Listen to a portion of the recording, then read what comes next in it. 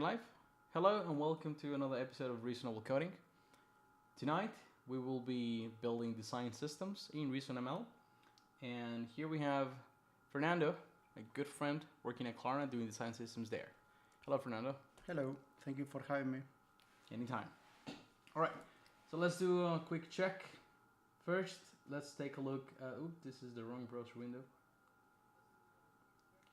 Let's see if the event actually takes you to the stream. So if you see the event here, building design systems with Reason, then clicking on it should take us there. Perfect, this is redirecting. Cool. I'm gonna share this link on Discord, saying, oops, by the way, we are live, Reasonable Coding. And I'm gonna also post this on Twitter, since there's a small chain of tweets that I've been posting every time Reasonable Coding is live, so that people can, retweet those or like them, and then find out what the hell are we doing. Makes sense. Should be somewhere here. There we go. No, this is if you've missed last night, so it should be fairly close. Should I be hearing in my headphones because I'm not hearing? No, like. Actually, we might actually take them out if you want. Okay, that's fine. Cool. We just took our headphones out. Yeah. Okay, so I'm gonna add another tweet to this if I find out how to do it. Going live, I guess it's this one, yeah. I don't quite know how to do this. I guess I can reply here. Yes. Going live now. We will be building design systems, a design system in ReasonML. Let me put a rocket in there.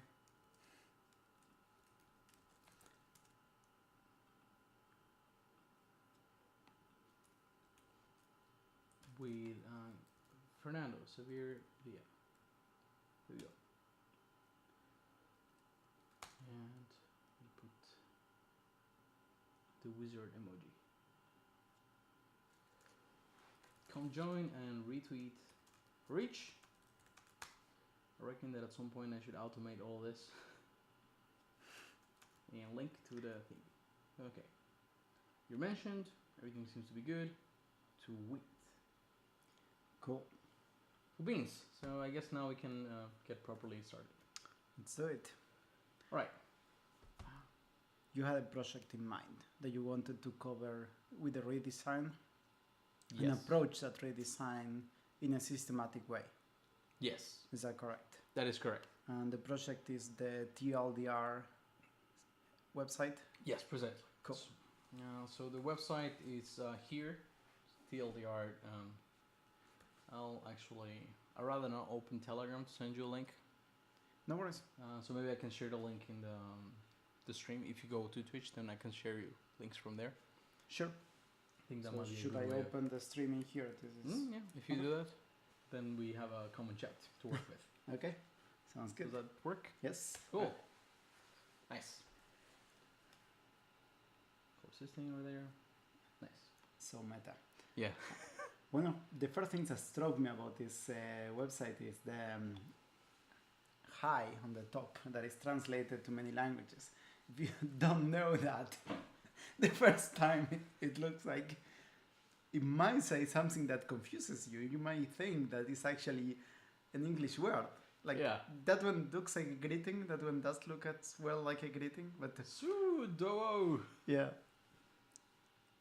Okay, it's a nice idea. Yes. I don't know where you pull it from, but it's actually if we look at the source, we can definitely do that. I think I can go in look inside, and this takes us to the source.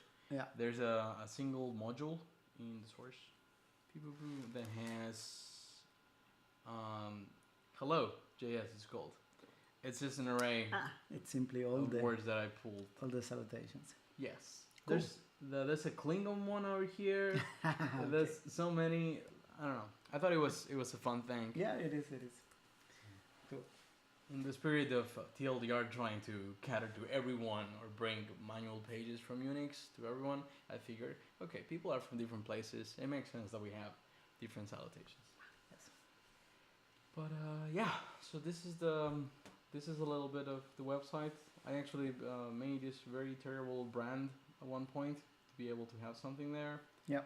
And the only thing you can do here is type a command, like for example tar, and it will load the page and show you how you can use it. Perfect. It doesn't own any of its data. That's the only thing it does. There is an API for that. Actually, there isn't. All of the data for the TLDR pages project, I should probably mention this. If you go to tldr.sh, the project itself is called TLDR pages. Yes. It's simplified and community-driven man pages. Yes. And I've been thankful to be a part of a very, very old batch of contributors that's no longer very active, but that helps shape what it is now by defining a spec of commands and defining a way of publishing an index. Right. The index is just data. It's a JSON file. Right. If we go to the repo, which I guess we can do, is it okay? For GitHub over here. Was that your page as an iframe inside that? Yes, 100%. That's exactly what you saw. To be able to have a demo page inside of the main page, we put an iframe with my page. That's perfectly fine. Yeah. Also, your website is responsive. Yeah, it's a little responsive. If you look at the... It doesn't look like it's nested. I knew it was the same website. Otherwise, it's like, oh, you have a snippet in there. No. I know. It actually, I posted a small screenshot on the README here that shows, it's not great, but it does the job. It's also outdated. It's okay. Don't be dismissive of this website. It's really neat. Okay, thank you. This project essentially tries to take manual pages that has nothing to do with the gender man, and turn them into very concise, very approachable and accessible, essentially recipes, right? So for example, for tar, as we saw here, if you want to create an archive from files, you just have to sort of copy this thing and drop it into your terminal. Cool. Tar is one of those commands that even XKCD has a comic about. Yeah. So this is sort of the project I figured maybe we could try to build a design system around because it's very small. Yes. Cool. So what I really like about this use case is that it is actually concise enough that we might be able to make a lot of progress into it. And it is very evident how things need to relate to each other. So we don't need to go into deep explorations of the kind of content hierarchies or visual hierarchies that we want to have. The hierarchies are very simple. You have a header, you have a command that should appear at the top, and then a list of examples intermingled within text. I don't know how complex the text styles are going to get. My understanding from what I read and from what I know about the project is that they don't get very complex. You have a body type of text, which is the normal paragraph, then the example type of text, and that's pretty much it. And then you have a link at the bottom and a couple of other small interaction pieces, which we need to cover as well. But that should be a surface that is small enough to be coverable while complex enough to be interesting. Right. Cool. So how do you start building a design system? Okay, so I mean, what is even a design system? Right. So I will try to avoid my rabbit hole in that direction, which I naturally tend to take. Yes. But I'm going to try to cover a fundamental description of what the effort of the design system is going to be. The first aspect of it is that it is a philosophy of design carried to practice. The philosophy of design that we're trying to follow in a design system is that there is such thing as harmony in visual presentation, and there is such thing as laws of perception that need of consistency to be able for the person interacting with something to be able to process, to parse that, and to get the information out of that. Which is to say that the way you use color, shape, typography, imagery, all the visual resources that you have, we will color the message of your application, and in many cases determine it.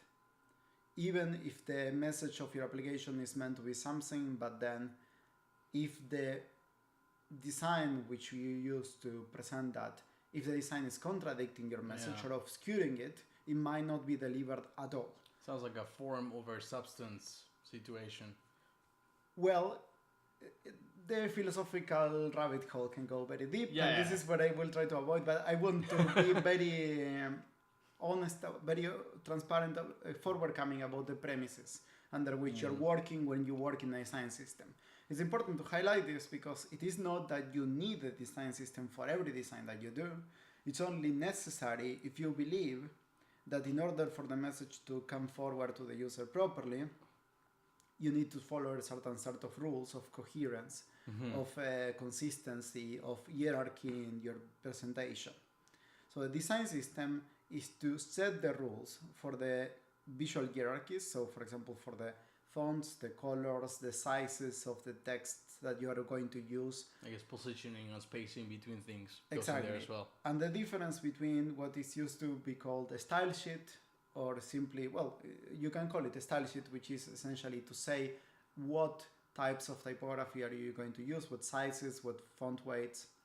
The difference between a style sheet and a design system is that the style sheet is simply a toolkit of options that you have that you can pull into your design, while the system has information about what the semantic role of all those styles is going to be. Right. So for example, the design system contains also information about what is the purpose of a certain type of title, or of a certain type of size of image and positioning of image, or of a certain icon of the header. It contains information about that. It contains information about how you're supposed to use it when you're composing a design. In the case that we have here, in the case of the TLDR, the distance between a style sheet covering it and a design system for it is very small. Right. This will be closely approximated to a simple style sheet. Would you say that the style sheet is just a reification of an abstract design system? It is. Okay. It is. A style sheet is definitely a reification, let's say a technical reification of the design system. So a design system without the accompanying guidelines of usage, it's simply a style sheet. The thing is, if you are composing a style sheet, even if it's a simple one, if you are doing it properly, then you're thinking the system in your head, even if you don't materialize it into guides. Exactly. Because you designed your styles around a certain visual hierarchy and around a certain content hierarchy. That's interesting, because then you can think of implementing or having, let's say, a reification, codifying the design system abstractly, right, as just a value. Then you can essentially render down into different implementations. So you could say, if we have this thing called a header and we have this thing called a spacer and there's a relation between them, right? Yeah. We don't really know exactly if it's going to end up as pixels, right? Correct. Or as floats when you do an OpenGL view. This is an excellent point. Yeah. That is another key difference between a design system and a style sheet or a toolkit. The difference is that the toolkit and style sheet is adopted to one media. The design system can be cross-media. Right. So if you get too abstract on that sense, you might land into an area of a bit of woo-woo in which you start saying that everything is design. So it has to have some concrete relationship, right? Like you have to have some assets that you share across media. Otherwise, there is no coherence. There is no single thread that you call your design system. But the key part of the abstraction that you add with design system that you don't have with the style sheet is that it has the information about the why, which will allow you to reify it in a different way on another media and justify the differences. Right. So it's an interesting topic if you look at what some applications are doing, adapting to the different platforms. You have applications that look different in an Android that they look in iOS. And usually the difference is not too big. Otherwise, you could not recognize it as the same application. What they do is they follow the design guidelines of the system to some extent. So they follow the Android Material UI guidelines to some extent, and in iOS they follow I think it's called Human Interaction Guidelines. I don't remember, but there are some iOS guidelines for how to design an app, which are different on some levels. So you can mold your app a bit to the platform while still remaining the same. Right, otherwise you lose your brand and people don't know what the app is. Exactly, and you can think about the reification of the system into two different guidelines, two different style sheets. Yeah, precisely. One for iOS, one for Android, one for web. The design system is the same. Right. So this is the hierarchies of the abstractions that we use for this, that justify why we're talking about this system instead of talking about just simply styles, collections of tiles. So how do we begin then trying to implement a design system for this? Exactly. So the first thing we need in the to... abstract, right? Definitely. The first thing we need to figure out is what do we want the application to say? That's pretty much it. And it sounds very abstract, and it is fairly abstract. Yeah. But it will guide the second step, which is to come up with a tone. That is to say, a tonality of expression. It's a tonality that applies to the language, it's a tonality that applies to the mood of the colors, it's a tonality that applies to the typography choices that you're going to make. So at this level, we're still...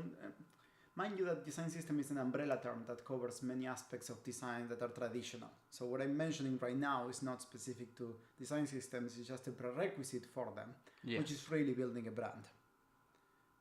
Right, okay. It started to sound like you wanted to define a brand. Like for example, TLDR is concise, it's fast, it's... Well, yes and no. I would say the difference is that in this case, what we want the application to say is not just on that level, it's also on the level of what we're actually going to present within it. So this is not just on the aspirational brand emotional connection level. It has a tiny bit of that, but we're not going to focus on that because we're not building a brand for anything bigger than the particular application. Yes. What it has is a lot of focus on what the content is going to be. So what do we want the content to be and to say? It's a slightly difference in there, but the difference is intentional and it's important. The content should be the guideline for how to use the command, the recipe for how to use examples. But what it should say also is, using this command is easy. Here's how. Right. Now, does that imply that the text that we display would have to be changed, or is something that we will only change in terms of the typefaces and the spacing and the colors? It depends entirely on the case. Right. When you start these kind of processes, if you have legacy content, you might find out that the legacy content is a really good source of inspiration for the tonality that you're going to use throughout your... So the brand that you're going to deploy for it. Yes. There is a common cliche in design, which is that you don't redesign, you recycle what you already have. Right. Like doing complete breaks with the past in this kind of projects is usually a bad idea. There is usually a reason why things are the way they are. The inertia has usually some ultimate justification. So you have to have a really, really good reason to start from scratch. I wonder to what degree that actually applies to architecting systems as well. Definitely. I completely agree. I mean, these abstractions, when you reach this level of abstraction, many kind of work that you can possibly do, like from law to philosophy to medicine, everything is plugged with the same kind of reasoning. Do we fix a lag or do we chop it off and put a new one? Yeah. Okay. Exactly. I think I understand what you mean. So let's focus now a bit on the TLDR to avoid going into too big. It's a really interesting discussion, though. I think that you should start some sort of podcast on design. It would be great to just hear you out rant about these things. Let's see how you fare first. All right, so let's say we're going to begin by encoding some of the things in here. We need to figure out what we need to encode. Correct. We need to figure out what we want to... Yes, please go ahead. All right, so what are the things that you would normally be encoding? Perhaps it's a good idea if we enumerate them like in text. So we say, I don't know entirely what things you would want to encode right now. But let's start extremely pragmatic. Let's Yes. not think so much to collect this information, to get inspired about how we would like this website to be presented. Mhm. Let's first collect just what it should do. And I know that you know that intimately because you built it. But let's start by just putting into bullet points. all right, I don't know that I can do that. Aha! So it's I haven't wondered what is it that it does to the point that I'll be able to answer perhaps correctly. Oh, but we What can I build it. feel it does, Yeah. right, is that it helps me use a command. Right. That's not what I meant. I meant just listing the features of it. Oh, okay, the features. Yeah. All right, I want to right, start right. very pragmatically. So Yes. after all that philosophizing, Yes. there is a pragmatic way forward, which is start by simply listing what it does. All right. So for that, I'm just gonna. I guess we can just open a new repo here.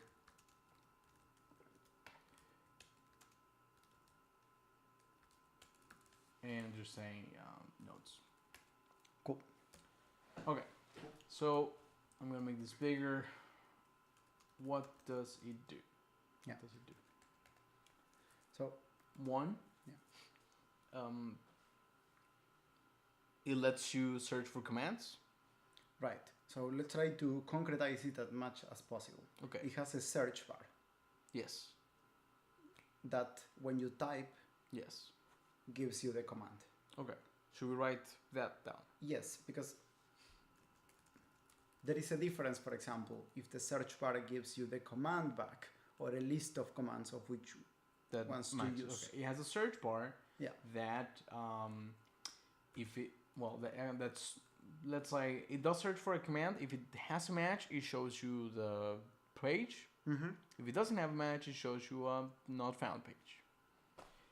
That if it finds what you're searching, shows you that command's page.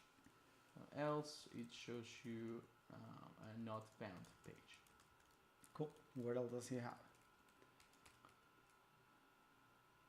That's it. Right. Cool. So I can tell you some other things that he has by doing a quick inspection of it.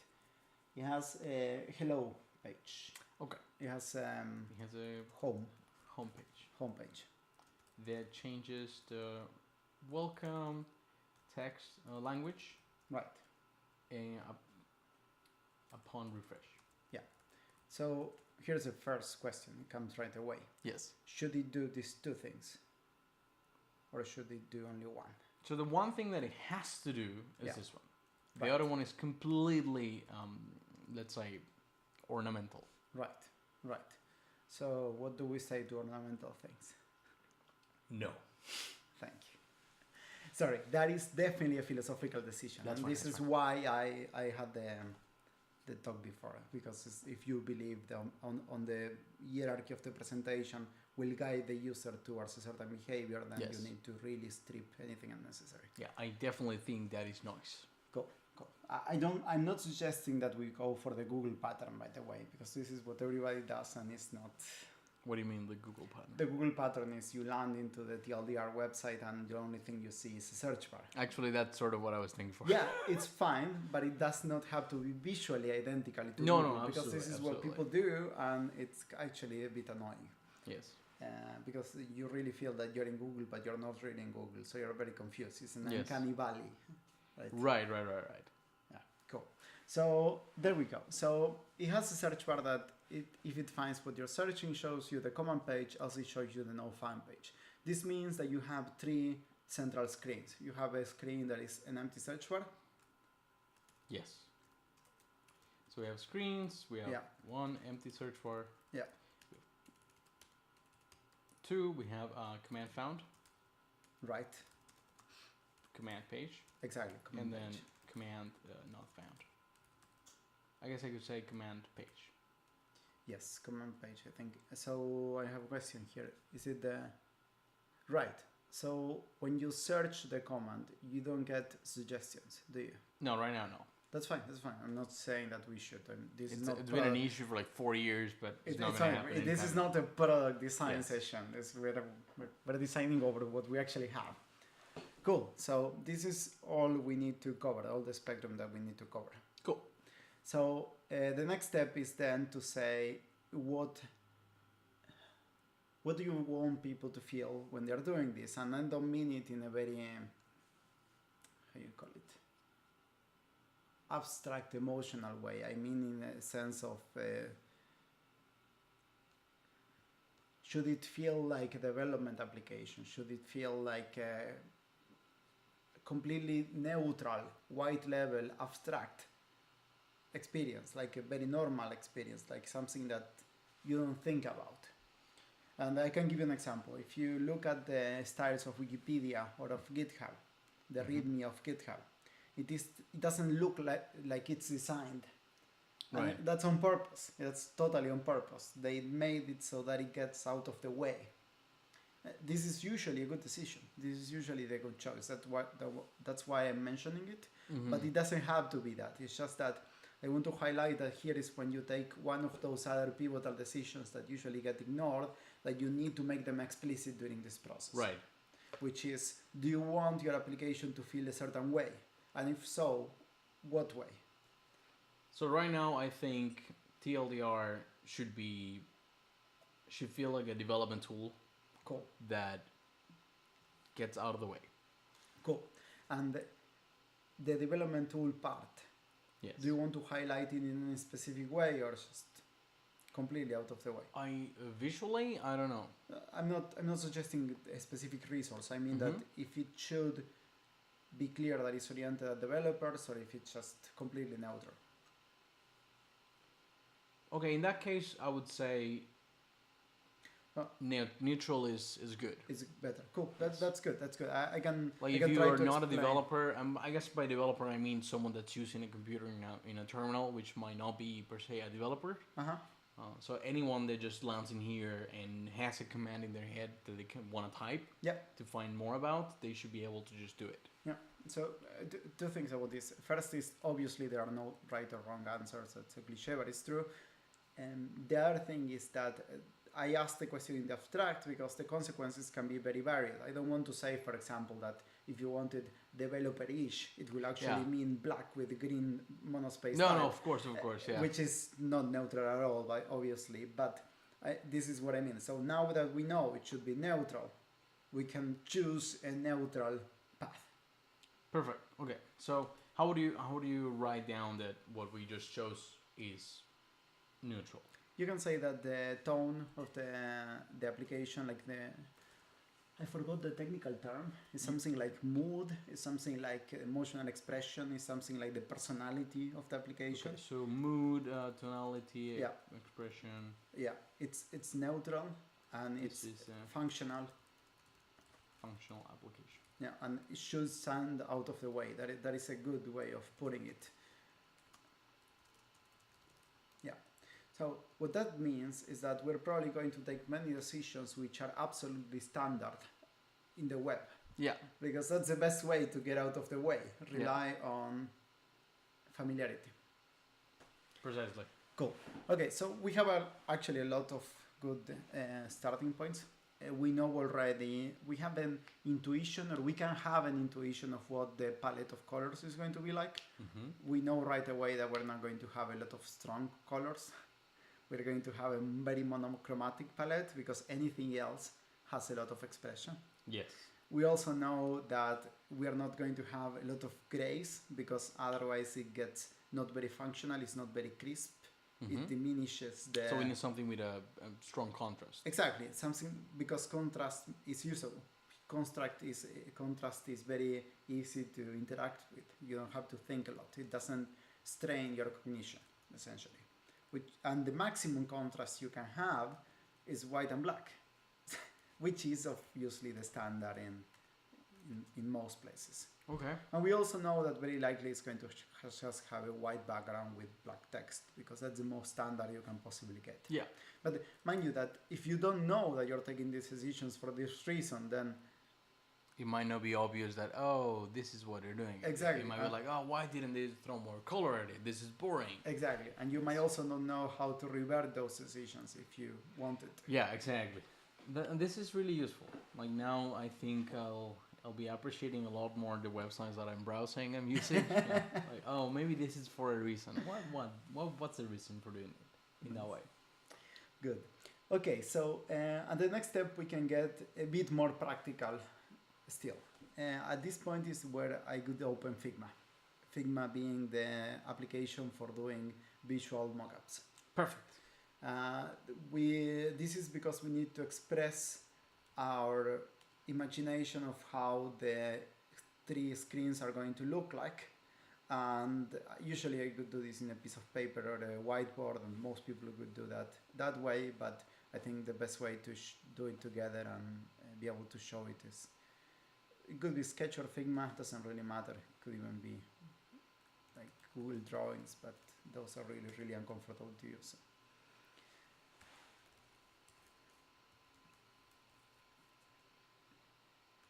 Oops.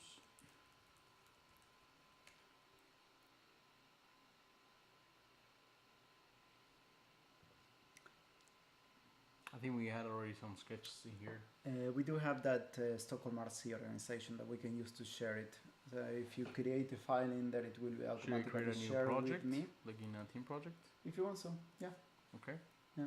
So, whoop, You can. 3, that's fine. We can do random sketches inside of this project. Yeah, definitely. Okay. Yeah.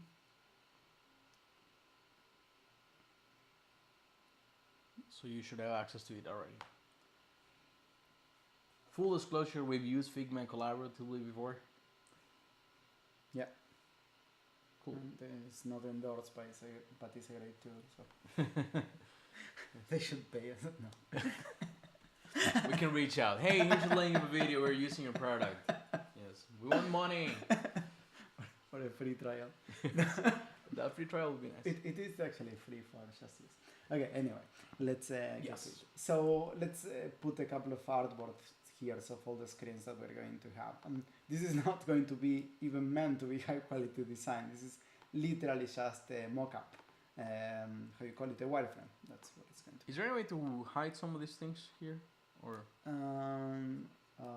try do not to know. I'm give not you that more room proficient with Figma. Okay. Do you think we can do? No, We never can mind. place them vertically if you prefer. I think vertical would be nice, but Yeah. otherwise I can also just zoom in and out of the canvas. Yeah, that should work. Oh no. What did I do? That's fine. Okay. That works nice. You know what we could do at some point? It could be the file is open and inspectable, so you can see it live as well. That'd be cool. Yeah. Anyway, so let's think about the first wireframe. This is let's say that the canvas is the entire browser window, the website presented, and we need to put the search bar in there. Okay. So let's I'm take, zooming into this one then. cool. Let's think a tiny bit. So let's just put a box in there. This actually already looks like TLDR's colors, the ones that I have. Yeah. The gray, I mean- the green. I mean, you took the decision for a reason. I mean, what you say about what you believe it should be is more or less what you applied already. Yeah. It's not fundamentally different. So what we're going to do now is just to codify it. Right. And realign it to some small improvements that we can do. Perfect. So we're thinking about the search bar, right? And we are thinking about some sort of search box. We also need to communicate what this website is and what it is doing, which we can put around the search bar somewhere. Like above or below. Yes, anywhere really. I guess we can just write, for now, just TLDR. Like the logo is this thing, but Don't worry about it. I couldn't go high resolution yet. We're going to start by only thinking about the alignment of the things, and then we. is there any way to make the box fit the text exactly? Don't worry about it right now. Okay. So I'll just throw that there. Yeah. For example, TLDR. Yes. And I actually think I would like it to be somewhere on the left. Don't think too much about this yet. Okay. We're still thinking about the. Oh, okay. I see what you mean. So the reason is that it originally was a command line tool. So in your terminal, if you have it, you will normally do TLDR and then space and then the command name. Oh, okay. Yeah, I do like that. That's sort of why here you have the command line and TLDR, and then that will be like the cursor. I see exactly what you mean. So let me point out a consequence of this. Yes. It would automatically mean that quotes logo, TLDR, should be monospace now. Yes, absolutely. Because otherwise it will not really play the way that we're thinking. And we can use robot to mono. Sure. I just picked the first mono that I saw. Yeah. Sure. Okay, cool. Yeah. So it's going to be TLDR and the command. Yes. Yeah, that makes a lot of sense. So then we need to think a tiny bit about the transition between this screen and the next one. Sorry. We also need to put some content somewhere to say what this is. And if we go back to the TLDR website, how are you achieving that today? If you go to the website for the first time, right, like this, it says command name in there. Right. So it hints you that you have to write a command name in there. That we can do as well, definitely. I will just add that here. And then I have 3 little subtitles. How do I use this thing? What is TLDR? And do you have any unwanted pieces of trivia for me? Okay, I definitely didn't read that. I don't know how many people do that. No, so here's the thing. Like when I said that get rid of the unnecessary things, it doesn't literally mean get rid of them. What it means is hide them. Yeah, like get them out of the way. Exactly, decrease the hierarchy. So if you look at this today, you can easily see that the main point of attraction is the title. Yes. Like there are many reasons for that. First is because the typography is the bigger and the bolder on the website. And it's also because it's positioned exactly where you're trying to learn is the most important content of the page. Yes, exactly. So in some way what we need to do is make the search words still the highlight. Exactly. Okay, that makes sense. So that explains why we can completely get rid of the title, right, in the hello part. And we probably should do that, yes. Like I know you like it. It's fine. I think it's just a small, tiny thing. Cool. I mean, you could also I could add an Easter egg for that. You know what I mean? Sure. It could be just that. Yeah, cool. So if you go back to the website, if we hide the title and we bring the text, the header down, right? So in a way we have to invert it. So it's not bad that you have the stars in there, for example. I mean, you need some metadata, which can be a title bar. Now the title bar can be something that is lower in the visual hierarchy, right? You can make it dark, for example, so that it looks like something that is just there but not really paying attention, like the status bar on any phone. And it contains in a small size like in GitHub. Exactly like that, something like that. And then we can have the search bar and the TLDR, and then below that we can have the explanation on how to use it. It's just that it's going to be the focus now, the search bar and the logo are going to be shifted down so they get, well, up in the hierarchy, in the visual hierarchy. Right. So where in this view would you actually add those things? Yeah, so we're going to have a header up here, right? And inside this header we're going to have the start this repo thing, right? And we're going to, let's go back to the website once more and check what other metadata we need to point up there, to put up there. I think we might have more. I think you just have the stars. I also have something that's very technical. Yeah. But the logo includes the tag version with the actual hash. Right. You can click and it takes you to the specific commit that's deployed right now. Right. I don't think we should include that right now. But I would like to know how to include it so that it maintains that hackish vibe. You know what I mean? Yeah, I see exactly what you mean. So that sounds like a job for the footer. Yeah. In a way, the entire explanation is sort of footer-ish. But let's not jump into conclusions. Let's find what content we could move to that, to this new header bar that is going to be kind of out of the way, like lower hierarchy. And I will say that have a look inside and fork and check the source. I will say that some of those could be above. So if we're gonna include the check the source, this is a particular link. Sorry, it's linking to a particular file that actually is just a markdown component.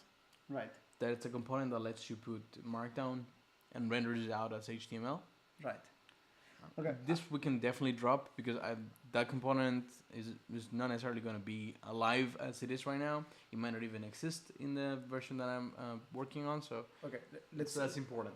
Let's take a step back. I'm noticing we are getting lost in the details of what these links. Can we just ignore like all of the content that's in here? Sort of. Yes. We just need to. Well, depends on. Do you want to go back to the wireframing of the main functionality? Is that why you say that? Or? Yeah, I think that whether there will be some Easter eggs or not are beyond the core design system. Definitely. I'm not talking so much about the Easter eggs. I was thinking that the way that you formatted the content in there is that the links are contained as part of the text. Right. So you want to bring them up? I'm not sure. I'm suggesting that we bring them up. But as I was saying that and inspecting the way that you formatted in there, it feels to me that we have two very different strategies that are not very compatible. One is extract the links as small things that you place somewhere in the website. So you place them in the header or you place them in the footer. Or let it all be as kind of a wiki. You know, you have a lot of text with hyperlinks in there that somebody can read if they're interested in. And there are pros and cons to both of them. If you want the links to be very easy to find and act upon, then you definitely need to move them somewhere else. Right. Because right now it's very tricky. You need to actually read all of that and understand, and you have to explain to me what the links do, which means that the links are not self-explanatory. Right. But if the goal is that those links don't really matter that much, unless you're actually interested in the project, in which case you're going to read the whole of it, which is in a way more interesting. If you're not interested in them at all, then you can ignore the block of text and nothing will happen to you. But if you're actually interested in the project, it's more informational to read that, and you have a completely white label header above. So I'm thinking that we can take one or the other. In the case that we go with the text way, it is a matter of just diminishing the visual hierarchy of that text, hiding it a bit essentially, and moving the star thing as part of it. Okay, so in this particular view, I removed the header, the big header for the title, and I already can tell you that the heading that we have here above is much more. Definitely. What do you say? What's the right word for this? It stands out. It stands out. It stands out, right? Yeah. I can definitely move the stars. So if I move the stars thingy, let's say if I put it, I'm just gonna throw it somewhere at the bottom. Let's put it at the bottom of everything, I would say. Since are the links to the repo at the bottom, right? Like there you go. There you go. It's like you reach down there, you probably like this project. Yes. Like honestly, this is just vanity metrics. I found out that if you throw that in there, people will click on it. For sure. It depends on what your goals are. And this is what I mean. If you want people to act on these links, then definitely they should be on a header. But then you have very different message. Yeah, precisely. And I feel that this has some personality, which is fine. It's actually interesting. Okay. Cool. And then you can drop the hackish link in there as well. Right? Yeah, absolutely. We can just right now throw them there. There you go. Kind of feel like Marie Kondo telling you how to... It's like, does this link spark joy? Absolutely. I think it's a good way of thinking of it. Yeah, it works.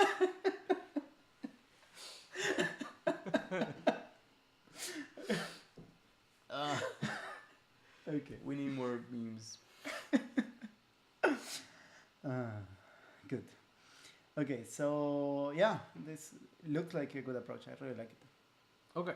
So if we go back to the mockup, yes, we're going to kill that bar on the top, and we're going to have a block of text here. I'm going to represent it by a bunch of lines, really. And these lines are going to be grayed out because it's going to be text that we lower in visibility, essentially. Right? Should the stars not be up there? Yeah, they shouldn't be up there. Do you want to? Let's for now remove them. Okay. We know we're going to place them, but this is somewhere else. Yeah. Really low resolution mockup to understand. Oh, this already looks so cool. See that? It does, man. It looks amazing. How do you do it? Wait until we have a grid. Okay. Yeah. Okay, so we're good. We have the first step. Now, Yeah. there is an important, interesting jump when you start typing a command Yes. and when you finish typing the command and you get a result, which is that the layout shifts a bit. The most important thing is no longer your search bar, which should still be there, Mm-hmm. but it's no longer the most important thing. The most important thing is the actual content. The results, right? Yeah, the results. So this is the part that everybody is very tempted to do what Google does because they do it for a reason. Yes. You're no longer searching, you're looking for the results. So they move the search bar into a lower hierarchy place. Yes. We might do the same, it's just that we probably don't need it to be as obvious as they are. Like you could do something like simply putting the content in between the text and the search bar. I'm just thinking off the top of my head, but Mm-hmm. you could put that there and then scroll to the first result or something Right. like that. You don't need to do a fancy animation where you change the size of the field. You know what I And mean? everything Like, color changes, exactly. fades. Yeah. Exactly. So we know we need to do some sort of transformation in the layout, Mm-hmm. but that transformation we should probably do it as small as possible because otherwise we're going to get tangled into the effects of doing a transition and we might even be in confusion to the user. Yes. Okay. So I think I actually like the layout that we have when we do have a command. Right? I guess we could look at how the application does it right now. Yeah. Let's do So it. right now, if you start typing, then this starts searching automatically. Right. So if you do tar, then in a few seconds you might get a loading. If it's it's not there anymore. It's fine. And then the whole of the body that we had before, it gets replaced by the command. Right. So essentially what we have here should be a very, very short guide to how do we do something. Yep. Right? Yeah. So the only thing I'm thinking is that in this wireframe we're placing the search bar a bit lower. Yeah. So then you will have a lot of dead space in the middle. Well, it depends really, because we can make it a bit bigger and lower, but not too much. And then we might find a happy middle ground in which, without moving it further up, Yeah. you still get a lot of focus in the content. So just trying to very roughly make Right. something similar like we had on the other side. Yeah. And if we have the view there, right? Yeah. When there's no command, it will look something like this, Yeah. minus the big header. We can remove that, right? There, something like that. Right. And if we search for something like tar, Yeah. then it will just say loading and then load it and then you scroll. Now, something interesting is that tar is the command that has the most examples, Right. and all of the examples are capped to be at most 7, right? So what I found out is that the current style that it has lets you see all of the commands in a single page without scrolling anything. Right. Well, depends on your screen size. Of course, that definitely does depend on that. I mean, I definitely. Do you have it or definitely not doesn't the it case work? for me? All right, then I've committed an accessibility crime. It's fine. No, but I know what you mean. I think that you definitely should get rid of the dead space when you're wanting to focus on the content. So this is something that is important, and also if the search bar is on the top, you might not identify it as the main action. So this might be important for us to address. Is this something that we probably should kill that margin on the top, exactly as you're doing when you type something. Okay, so how do we reflect that in these little screens? Well, let's copy paste this thing out of here. There are reusable symbols in Figma. Unfortunately, I'm not familiar on how to use it yet. Use the mute. If I think I can actually. Maybe. If you group them. Yeah, and then I converted it into a component by pressing this here. Magic. You cannot see. I can see your menus, but that's okay. Okay, but you can see on the left side. That we have this group thingy. Yeah, and click on the other one. You're going to see that the other one has a star that has no pieces inside. Like if you click on the one that I have highlighted. Yes, I need to open a different frame. Yeah. Right, exactly. Oh, perfect. Okay, so this is like a link. Yeah, so the ROM by the diamond that is empty is a link to the other one. And then if you modify that one, there you go. Perfect. Yes. So there's a small difference with the sketch symbols, which is that I don't know if I can override the content from the instance, but who cares? In our case, it really doesn't matter. We just need to have the same up here and move it up. It looks like we can. I just edited it. And you just edit that, and Yeah. that's how you do it. Let me check one more thing. Yeah. Sorry that this is a small of a tangent, but this is fantastic. If I change the color, oh wow, it changes. That is nice. Okay, okay, cool.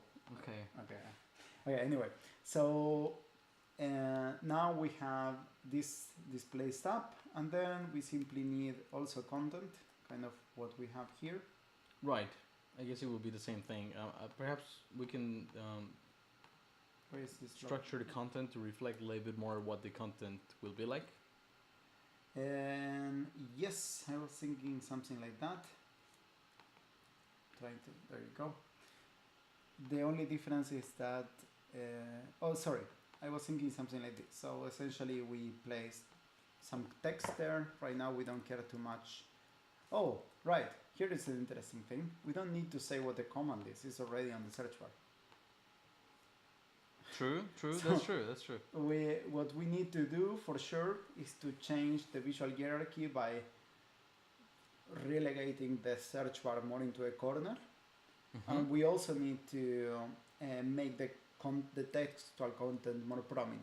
Right. And we probably can do that by changing the margins as we are implying here, and also by making the text in here more prominent, just making it bigger. So here's a small note. Yeah. Normally in the terminal, when you type a command like TLDR tar, like we can type it here. I'm just gonna exit Vim.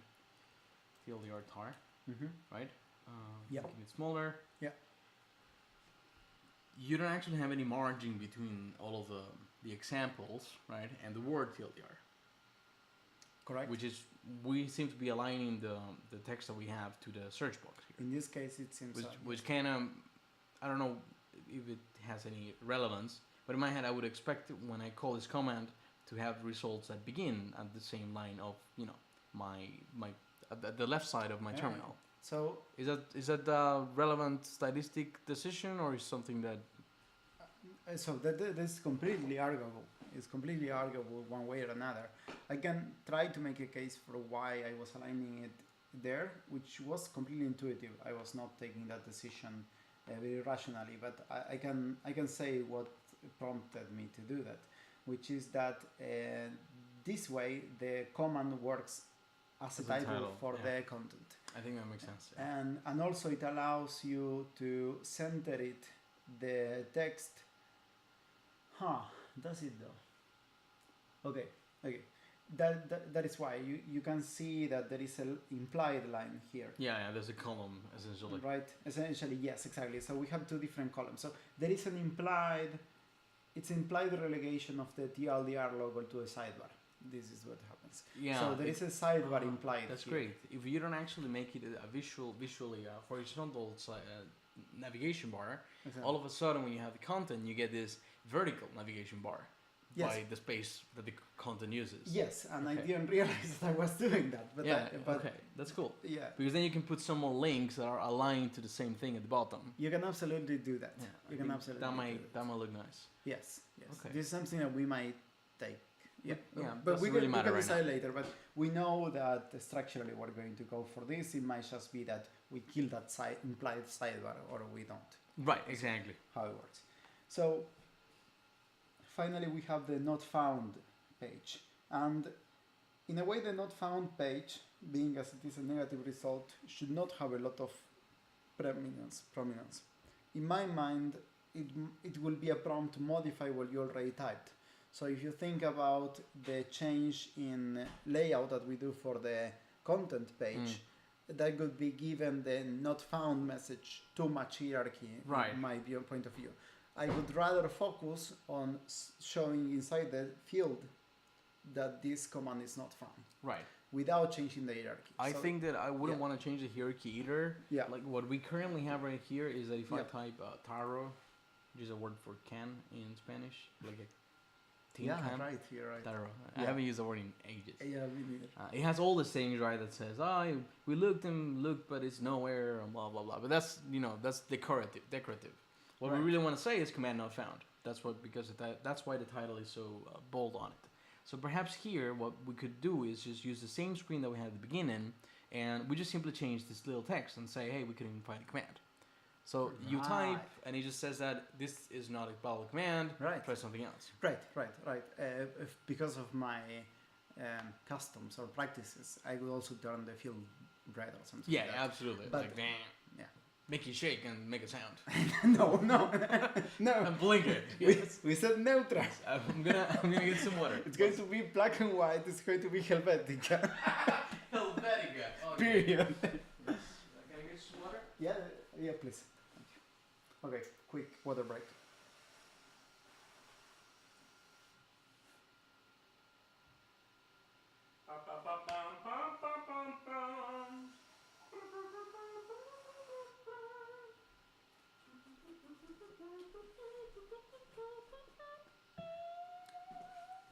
Thank you very much.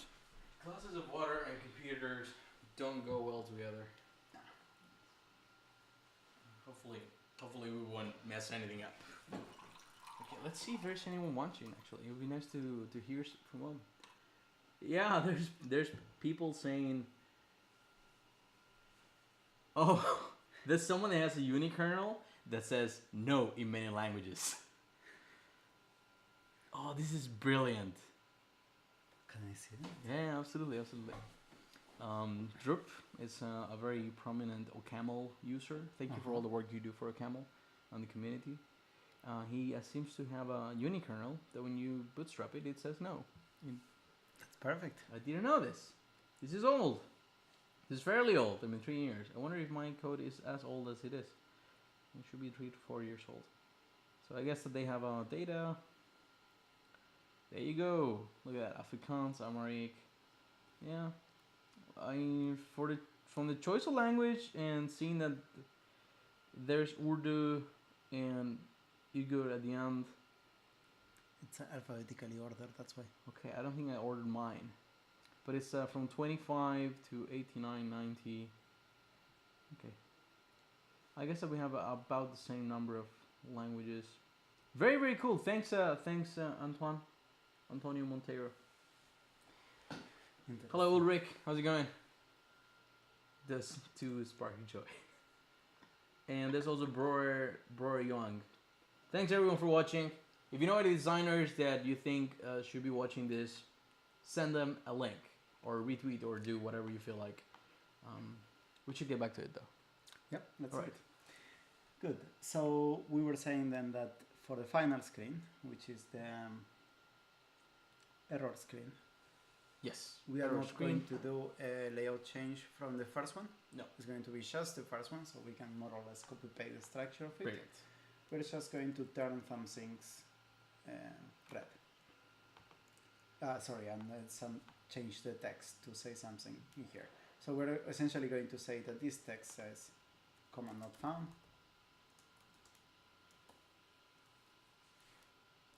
Should all the text be in Helvetica, or should we stick to a monospaced typeface everywhere? So that's the thing. Because we have monospace, we cannot use only Helvetica. We definitely need a monospace. But the body text in monospace is a challenging decision. If you Right. open now.sh, I think it's now.sh or hyper.sh, you know what I mean? Like the hyper terminal thingy. Maybe they changed it now, but they tend to... Oh, look, it's no longer monospace. And if you go to the hyper, if you go to open source projects and then... So get a GitHub? Maybe...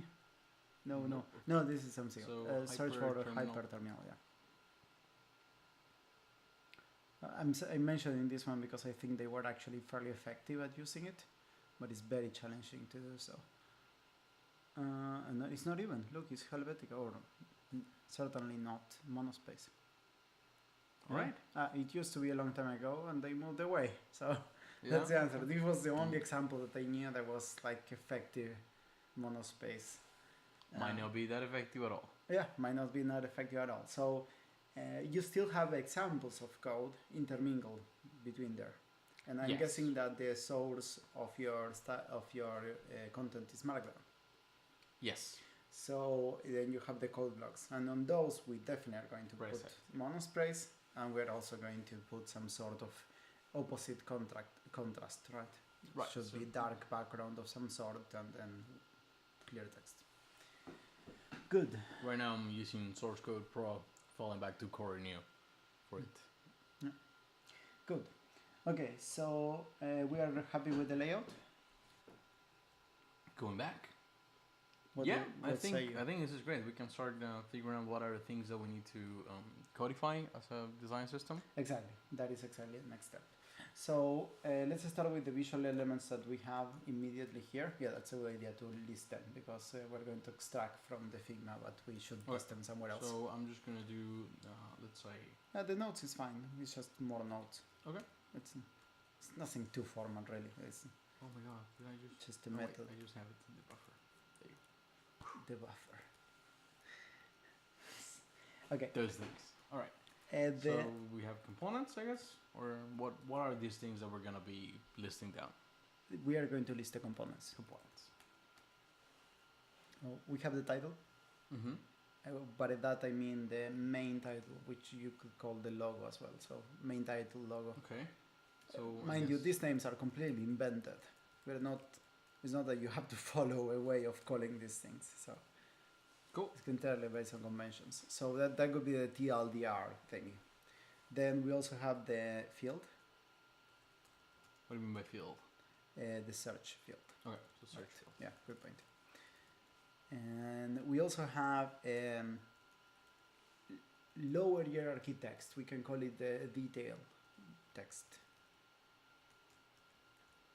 Detail text. We also have the kind of text that we're going to use for the body of the command information. Sorry, what do you mean by detail text? Is this the text that's gonna appear inside of the search box, as in command not found? No, no. We're not yet breaking all the. Yeah, that is a good question. Actually, that is a good question. So, the detail text in this case, I mean the text of the home that we want to be lower visual hierarchy. Okay, so this one over here. Yes. Alright. So Gotcha. that is kind I'm of gonna a just annotate detail this or like- decoration. Like Yeah. the one. In the I'm not front sure page. that if detail is the best name. We probably can have a better one. As long as we know what we are I can meaning. come up with anything better. Yeah, I would if- say like secondary text, but I think detail text is a little bit more meaningful than secondary. Could be. Yeah. It's a very open problem, really. That's right. Okay, so we also have the other kind of text, which is the one that is not detailed, is the body text. That's Okay, so usually body called. text. Yeah, body text is what is going to be the main description of the command documentation. So something interesting that we didn't cover in our mocks, but we don't need to. We can just go to a website and check from there. Is that Mhm. we have another level of text for the body of the command description, which is the text for the The examples. right. So the examples do have a title as well, right? Yes. So you have a description of the command, and then the examples have a title. So it's a kind of definition list, right? You have a title, and then you have the actual code Yeah, example. precisely. And Correct. they're actually, are they lists? No, they're. This is terrible markup, but sure. They're supposed to be a list of commands. You can think of it as a tuple that has the description on one end, Right. and then it has the actual command on the other side. Right. I like that you say tuple because there is a really good relationship between this kind of thinking for the system of the visual presentation and the actual content structure. If it weren't a tuple, then you would have exceptions for the presentation, which means that you have to have designs for the corner cases. Right. Because we know that that's not the case, we know how the structure of the content is done, then we can reliably say that the example, it's a unit that is constituted by the example title and the actual example. I don't know Precisely, what to yes. call it. Example command, we can say. Okay. So let's say that we have then this other component, which is simply the example. So we have an example. Yeah, exactly. Which That's it. I mean, we're going to break down this into further details, but the breaking down of this is what a lot of the abstractions of the design system are going to be. And we're going to reflect those pieces into the ReasonML code. Brilliant. So at this level, we're already starting to do the kind of categorization work that will be reflected directly into code. Yeah, I can definitely see some of these things being their own, perhaps with modules that describe, or types perhaps that describe exactly what an example should be, not necessarily in terms of data, but in terms of the relationship that it has with other things in the design system. Yeah. So that when you put a bunch of them together and you say, I need this as CSS, then whatever turns that into CSS can say, oh, there is an example, right? Followed by body text. Yeah. Then I should give the example this much padding. Yeah. And so on. Yeah. You can codify. Yeah, this is exactly what you mean. And here is where you sneak the premise, right? Because the premise is that having a consistent way of treating certain types of contents in relation to each other is important. That is a premise. Yes. And this is an important premise of any design, of any system's style of design. Of course, as a developer, you're probably very, how you say it, accepting of this kind of thinking. Mm-hmm. Because it's very it comes natural. It comes very natural. So it's a style of design that is very comfortable for developers to adopt. Right. Cool. So we have the example. Okay. And let's go back to the mock once more to see if we missed something. The first screen is completely covered. The second screen is completely covered. What about the third screen? Will that text, the command.found text, be in any way different, or will it be just body text? I think it could be body text, and if we find that it's not obvious enough, then we can go back and say, you know what, this needs to be its own component. Completely agree. I think that this kind of components we should try to give them a small set. Right. Cool. Perfect. Cool. So here is a bit of jargon for you. Okay. That which we have right there is at the level of what we call a molecule. Ooh, okay. Yeah. So I'm going to send you an article for the documentation of the vocabulary that we're going to use. Cool. Give me just 1 second that I find it. Can you just drop it on Twitch so everyone else gets it too? I will do exactly that. Awesome. In the meantime, I'm gonna have, what do you call this? Twitter, that's the word, yeah. The recent Stockholm channel retweet this as well. Oh yeah, they deleted the story. They deleted the story? Yeah, they did. Whoa. This is interesting. Okay, I can send, no, I can't. Maybe I just need to, okay, I know what to do, I'm searching for another article that will get us close enough.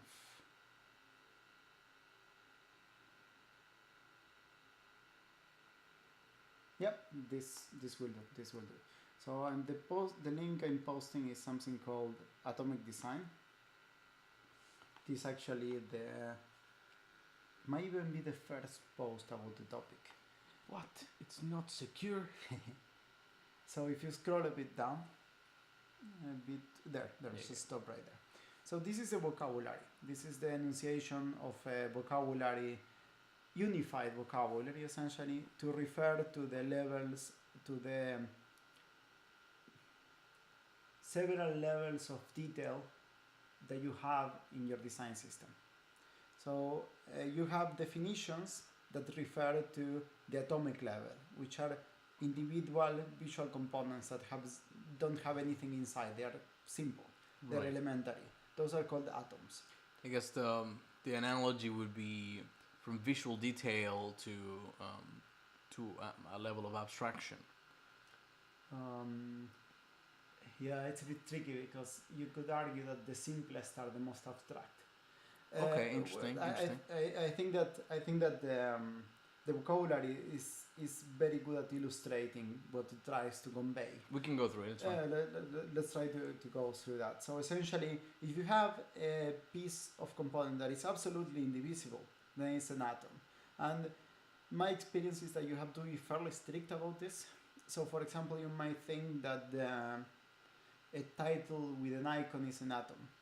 It is not. You it can has an divide icon. it. Yeah, exactly. You can divide it. It's not an It's not an atom.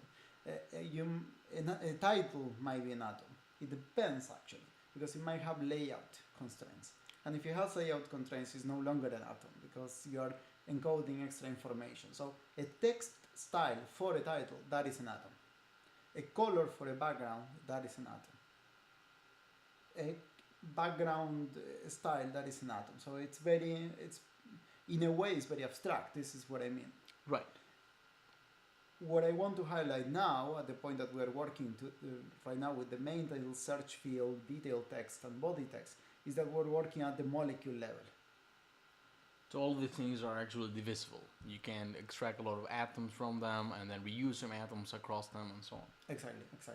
So in the main title case, it's a blurry line because the main title is so simple, you might think it's an atom.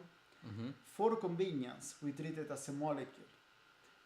There are two reasons for that. One is that we think about it at the same level that we think about the search field. Yeah. We compose them together in the layout.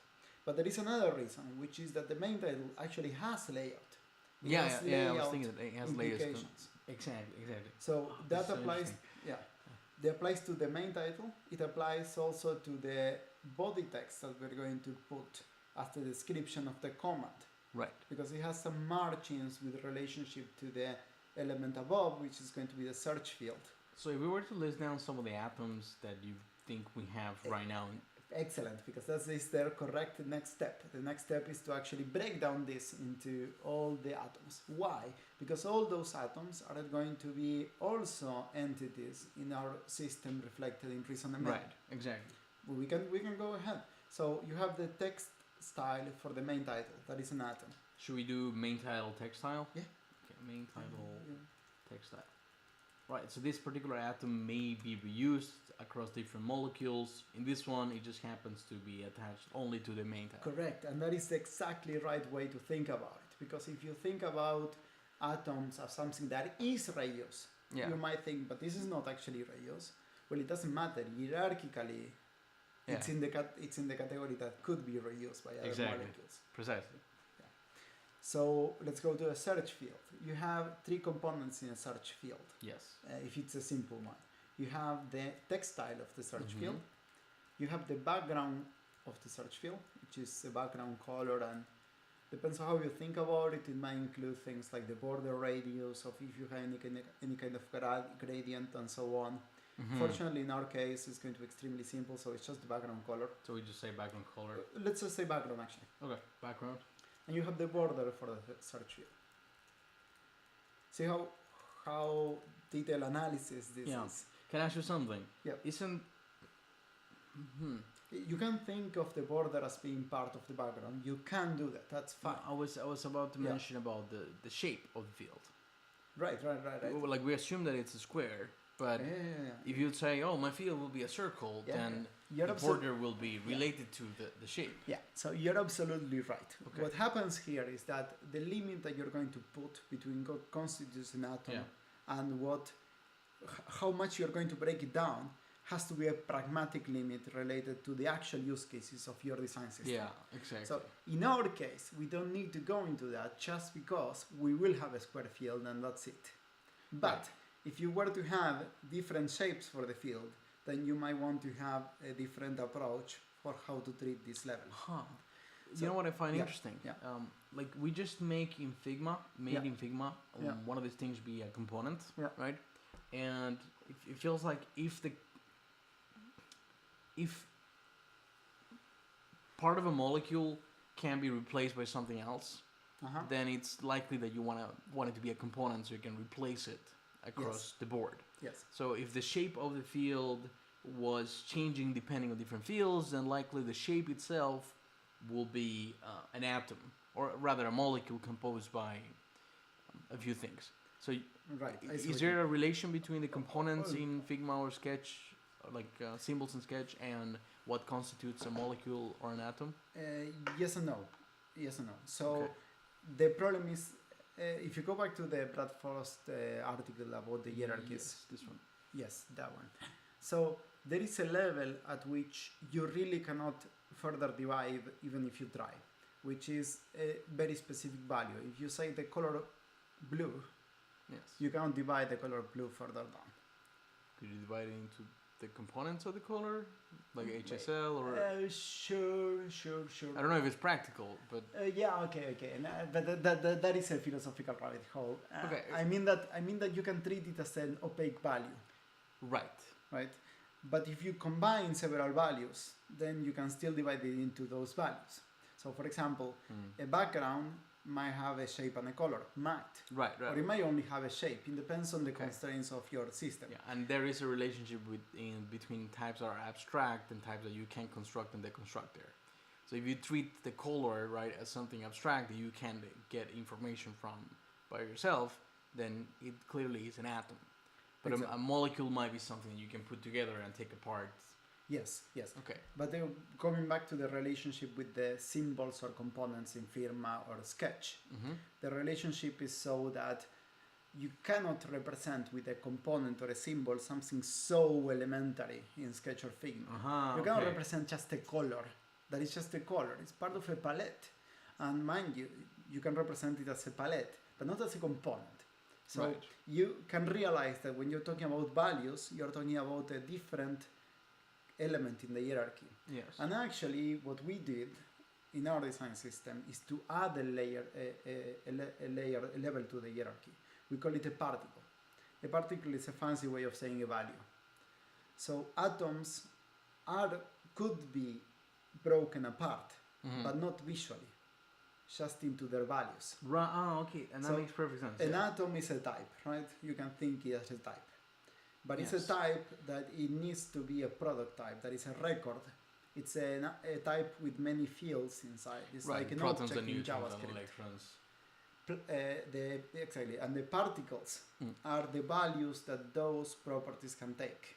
So, for example, if you have a particle for colors, then you have, it's essentially your palette. Right. Then you have a particle which is font sizes, which are the allowed font sizes in the system. Interesting. And this level is also going to be reflected in Reason. Yeah, absolutely. Because what you're going to have is you're not going to have the values of the styles. That is the improper way of doing it. No, you're going to have variants that represent the abstract style. Exactly. You're going to have some types. You're going to have enums. Exactly. Enums, which you're going to use as the values of the properties of the atoms. Perfect. We're going to get to that level. Okay. So let's keep breaking down I'm into just atoms gonna make a until new title for particles. We're going to get to that in a second. Yeah, for let's sure. continue with the Yeah, atoms. for sure. Okay. So we have the search field, which is the text style, the background, and the border. Yes. For the detail text. Detail text. The detail text is just the text style for the detail text in that case.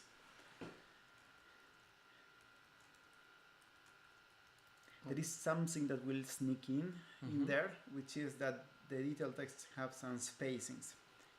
But wouldn't that be part of the layout atom that we're not actually listing anywhere here? There you go. There is a spacer atom, or a spacer atom. Yeah, there is a spacer atom that has a different set of values that it can adopt.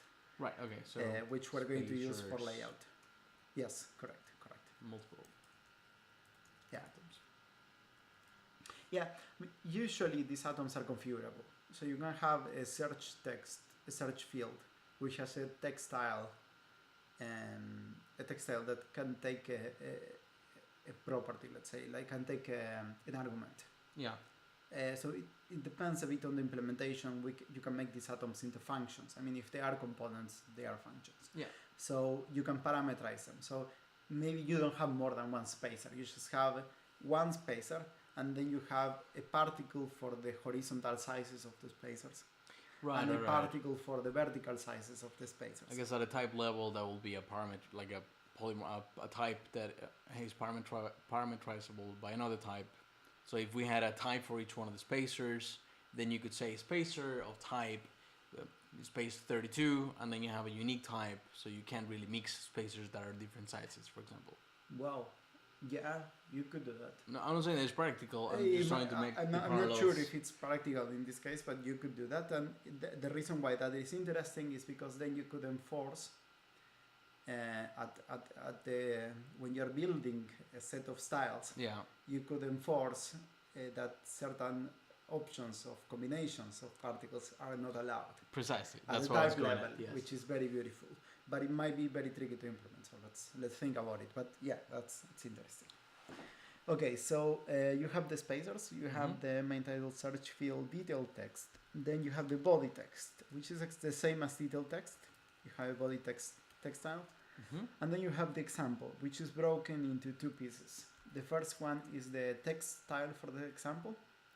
You can say the title text style because it's not the... Maybe the description. There you go. It's a small There description. you go. Description text style. And then you have the code text style.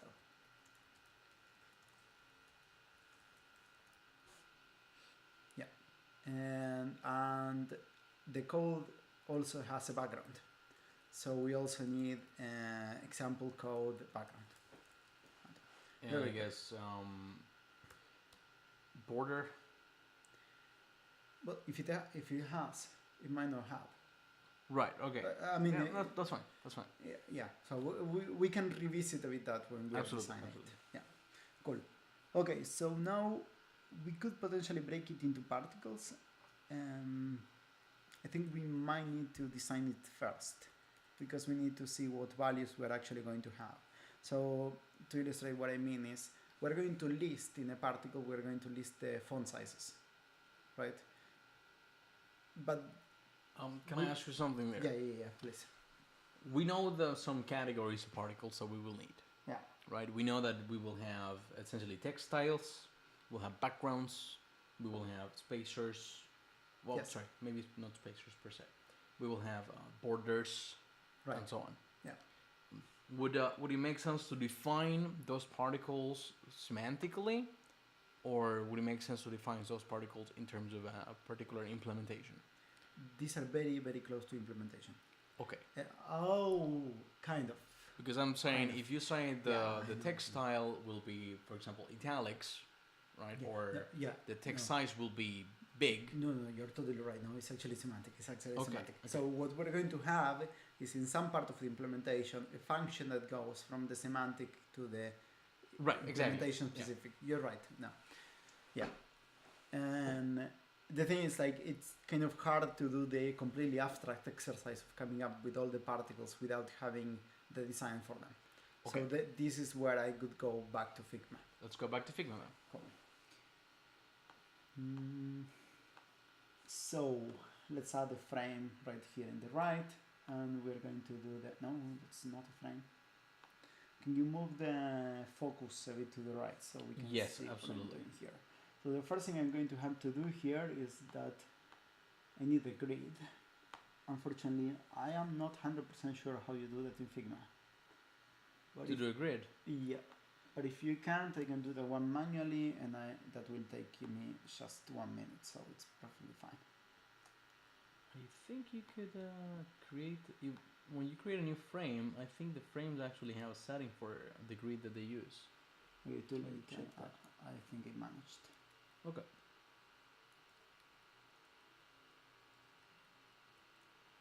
There you go. Look, this is a beautiful thing as well. If you duplicate after you moved it 10 to the right, and the duplicated appears 10 to the right. Oh, okay. That's great. It's very smart. It's like a bin macro. Yeah, it is. It kind of discovers what your intention was. I feel like I'm selling this software. Sorry about that. That was not my intention. I'm just amazed. Okay, so let's go with consistently. This is Y10. Right, you don't see exactly the values of what I'm putting. Okay, I'm going to try. We do to trust you, fast. however. Yeah, there you go. Okay, so what we're doing now is a 10 by 10 grid, and designers usually don't use a 10 by 10 grid since they prefer some I don't know. I think they're based on the Fibonacci series or something. Golden ratios, yeah. They're usually 12, or is to maximize the divisibility of the grid number. So 12 is more divisible than 10. There are good mathematical reasons to have more sophisticated grids. However, we as amateurs and don't have a need for a very high sophisticated thing. We can go with 10 and that's fine. So the only goal of this is that I think 10 makes it easier to do some arithmetic on it on your head. Like, oh, we need 4 spaces, so it's 40. Definitely. Not only that, but also if you press shift and the arrow, it will move 10 pixels. Oh, okay. So it's the convenience of the tooling. All right. Yeah. So it makes all the mental exercise and physical that's good. easier. Anyway, so why a grid? Why did I jump directly into doing a grid? So this is a trick for amateurs to do good design. Essentially following the premise that we started with, which is that a certain coherence is necessary for design to be perceived like an attractive thing and the communication to be effective. Following that same premise, there are certain rules about the relationship of sizes of the visual components and how that could be perceived by the person.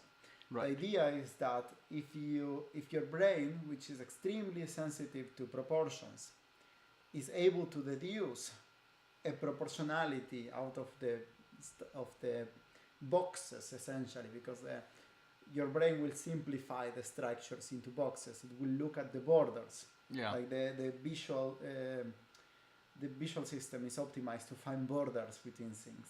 It will look at the borders. And where things end, really. Right, where things end. It's very hard to look at the middle of something. That's an interesting exercise to do, to try to look at the middle of something. It's like your eye doesn't want to go there. It doesn't see much. Anyway, so it's going to look at the borders, and then it's going to try to find a relationship between the distances between those borders. Sorry, I was actually trying to do that with some of the things on my screen. That's why I was looking away. It's fine. And so if it can find one, if it can find a relationship, it will see that it can predict some things about the structure, and that will produce cognitive ease. That is at least one of the theories of why it works. But it does work. It's kind of the same as rhythm in music. So, interesting. The music part. So, just trying to reply back, so I confirm that I understand what you're saying. Yeah. If we make everything proportional, people will actually have an easier time using it. Yes. All right.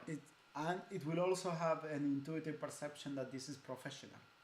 It's really interesting. That's interesting, yeah. But you will have a spontaneous reaction of thinking that this is a professional and credible source. Wow. So it actually will get me more money to have the website redesigned. I mean... People will pay more for using something that's free. No, it's a very interesting concept. I think there in most areas, in most industries, there is an association to something that's perceived, to some inherent quality that people that are in the industry have. Yeah. I think professionalism being related to the sizing of things that you perceive visually. Yeah. In visual design. Yeah. Might be one of those things. Yeah. It's interesting. So what we're going to try to do now is, in a way, we could try to compose the entire page, but that could be really challenging to do in the area that we have available there. So let's instead focus directly on the individual components. One by one. Yes, exactly. Okay. So the first component that I would build is the search for two reasons. One is the most important one, and second, because it's the most important one, is the one that will have the most personality. And it could give us what you can call the most DNA about the website. It would give us the most feeling of the thing.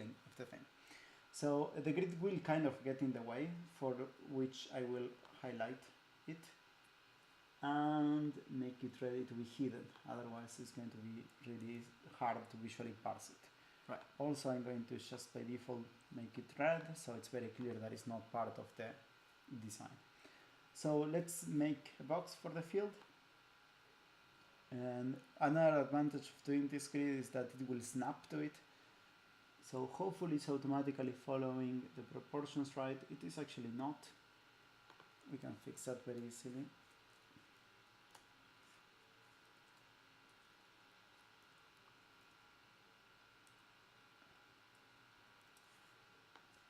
Okay, there you go. The problem is that it has a border, or it's kind of out of the, right. So yeah, the problem being, if you zoom in, you're going to see that. No, it is fine. Sorry. So if you're going to see that there is a line below that is popping out, the grid is popping out of the component. So the reason that happens is because the grid actually has a size. So you have to decide to put it inside the previous box or inside the next box. Oh, that's just because we've used the grid, the handmade one. Exactly. If you use a proper one, I tend to use handmade ones because I like manipulating the grid a lot. That's another reason. But and I guess if you have all the components for the grid in there, you can just throw a few, mouse moves, and you get the new grid around.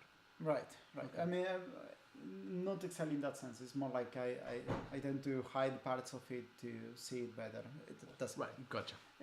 So we start with the box for it, and I'm guessing we're going to have a white background for this field. Yeah, that makes sense to me. Okay, so the reason is that I think we want to maximize the contrast with whatever you're typing. I like it because it's going to be a fancy sounding process to do something that super in the end is very intuitive, but still, like the highlight is that we are taking these decisions consciously. May I steal battery or grab battery? Actually, if you have a charger, I can. Yes, I can find one here. Sorry, a small break to get a charger. No worries.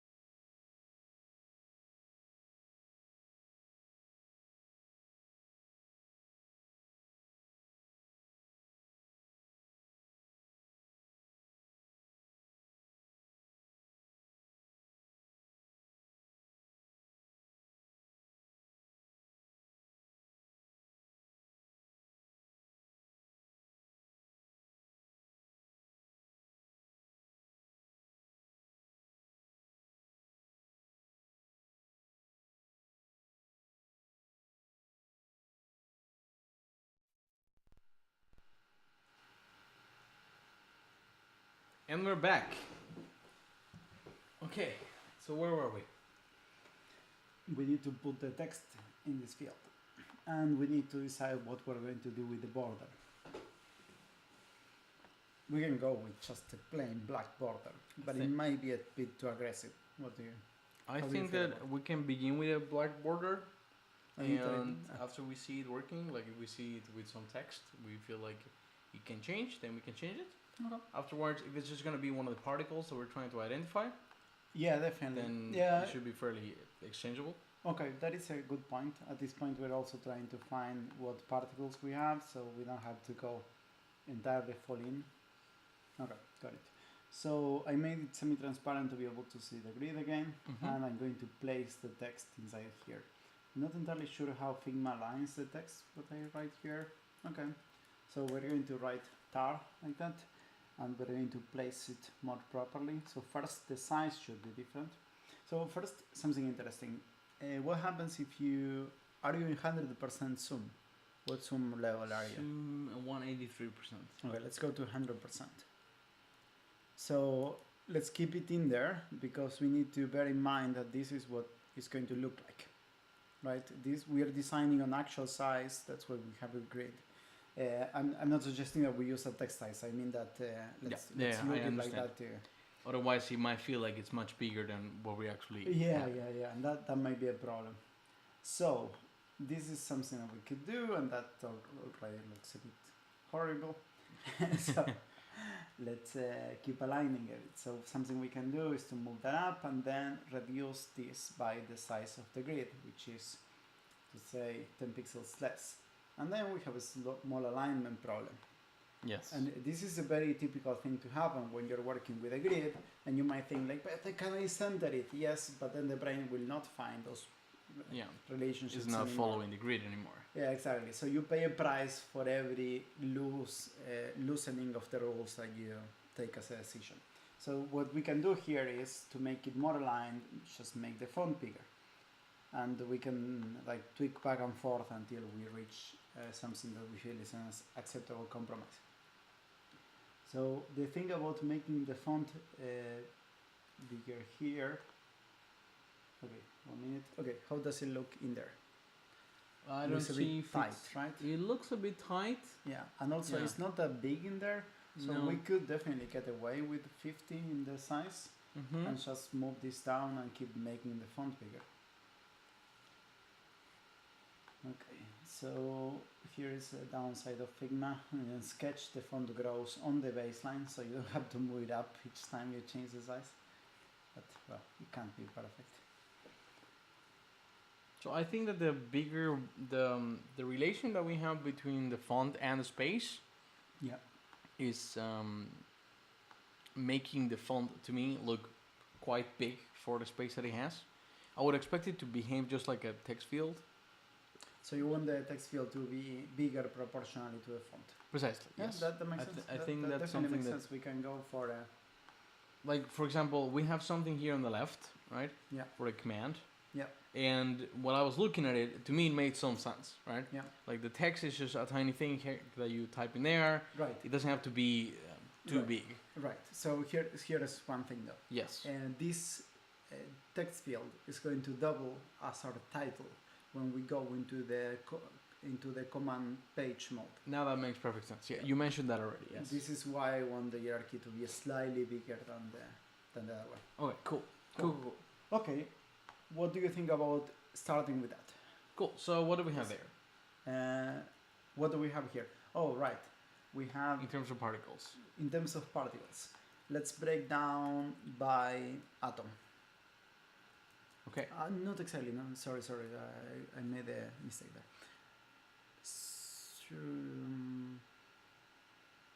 If we think about the search field text, we have the size of the text. So font size is a particle. Okay. So I'm gonna write everything down in the search field title Right. inside of particles. So the particles are not broken down so much in that way. They are broken up by value type. Okay. Okay. Perfect. Yes. So in this case, it's just yeah. font Absolutely. sizes. Exactly. Font size. Yeah. And we want to say that we have a font size that Yes. is the font size for the text field. Okay. So text field. Yeah. And mind you that because of the design that you have on your left, the main title will have the same particle for the text size. Exactly. So you reuse the particle for the two different atoms. They go to two different components. Exactly. Brilliant. There you have it. That is why we have those moving parts. Okay. So next thing that we have is a font weight, Right. Yeah. Font weight. which in this case is going to be just regular. Okay. I guess font weight is a different category entirely. Right, it's a different, yes, particle, let's say. Or Yeah. particle family, if you want. I like the name particle family. Yeah, I do. let's go for that. Reminds So- me of type families. Type- Type families. Yeah. Okay, so the font size are a particle family in which we have only text field for now. Mhm. Font weight, we have regular. Then the next thing that we have is a font family. Unfortunate, because the particle family of font families. Oh, You could call it particle group as well. yeah. So in the particle group of the font family, we have the value mono. Mono. We don't need to specify what it will result to, right? This is the just be mono. Yeah. Exactly. And that is it for the search field text style. Now we can throw more particles as we find them. Exactly. Now we can think about the search field background. We have a color. Right. So we have a color particle group. So there will be a background. Sorry, it's just color. The background. Right. The background is the name of the atom, but the actual, let's say, type of the atom is a particle color. Right. It uses the color underneath. So we have the color, and in this case is the most obvious name is really white. It's a white background. It doesn't matter that it also happens to be the white color.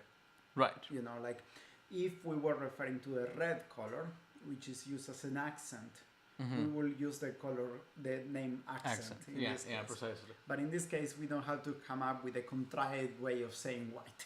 Yeah, it's just the white. White is white. Exactly. So like you can say the clear color, the lightest tone. You can find some fancy designer terminology for it, but it's a bit pointless.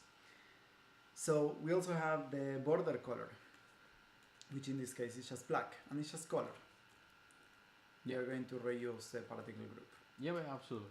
Yeah. It was a reflex. No worries. Add more things. No worries. And then we have a color border width.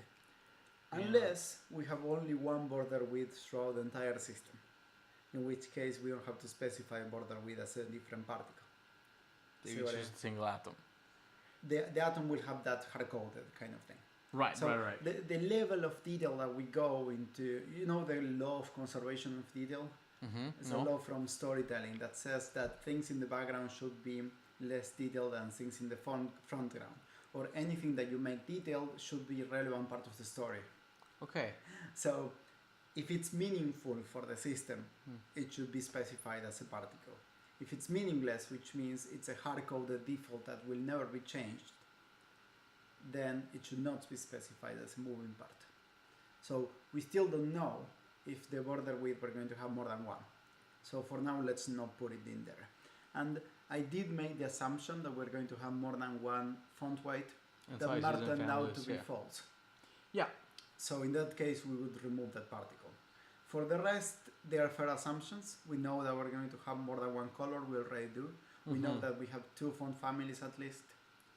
So yeah. Okay. So I guess that as long as you reuse the same atom everywhere, if at some point you have a different variation of the underlying hard-coded particle that multiple atoms use, you can just replace it with a variant particle. Exactly. So the underlying hard-coded particle, you could argue that you can have infinite of those. Yeah. Like all the things that are implied on your implementation are underlying hard-coded particles. So you bring to light the ones that you're going to change. Perfect. Okay, so we are good with the search field. Let's go into the next one, which is the main title. We can use the main title because we can reuse actually some of. Oh, I didn't duplicate. I modified. This was not my intent. There you go. So this one is going to be aligned to the left of the grid with this, and it's going to have the same font style. The only difference that it could have, and this is what we need to explore, is the color.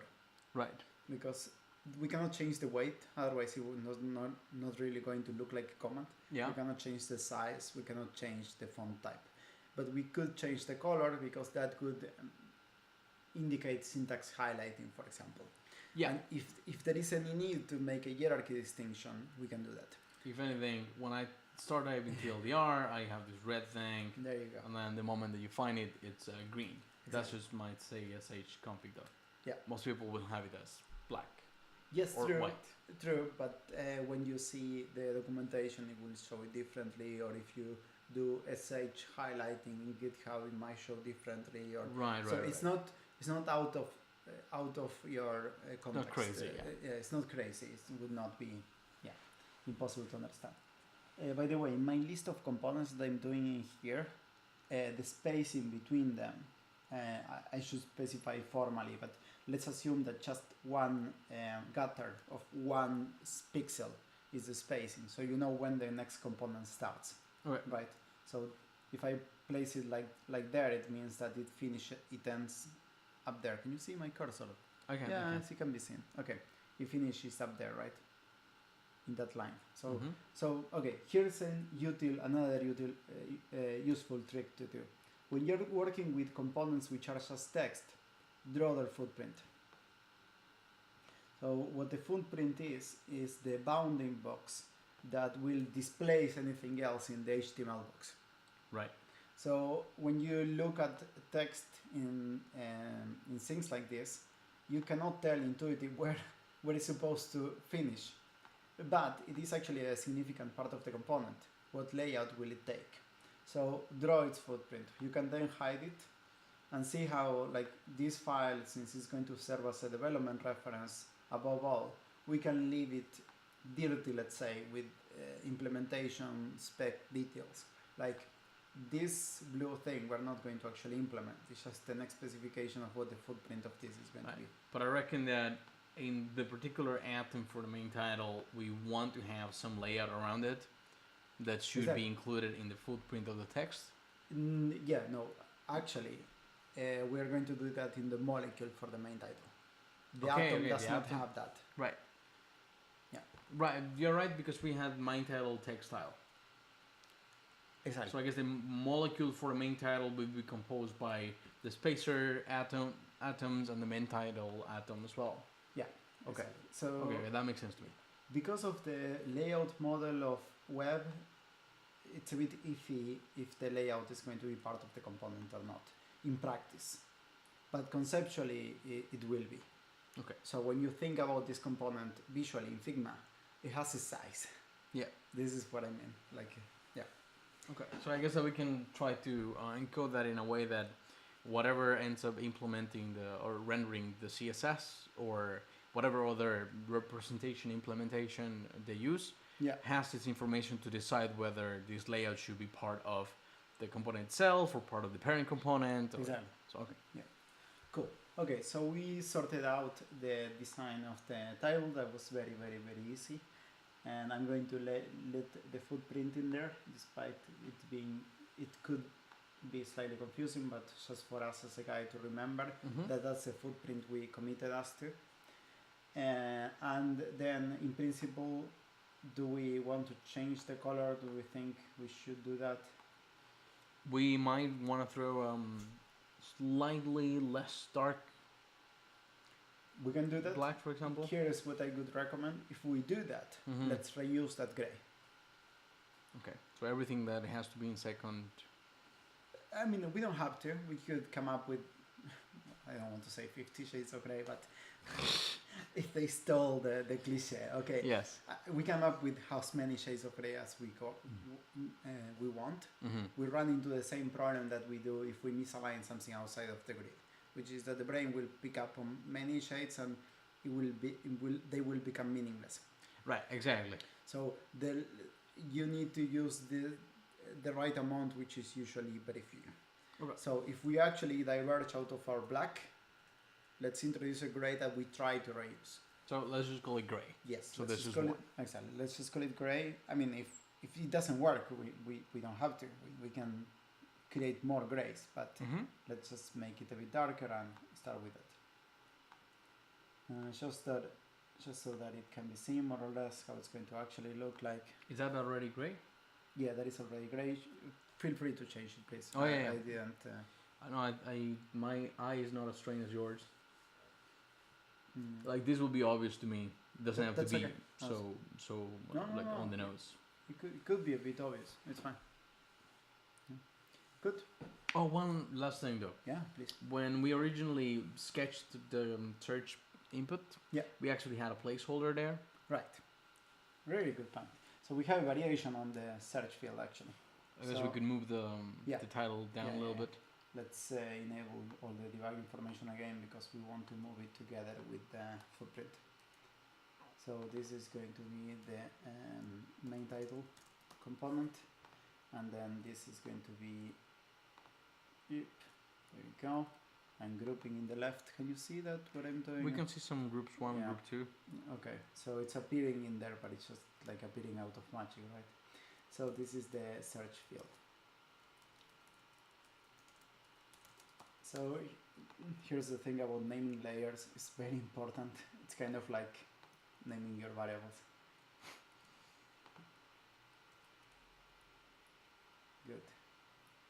Okay.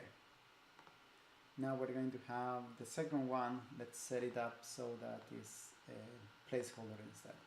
And let's say here like command name. Is that how we call it? Oh, I have to say I'm not in love with Roboto Mono.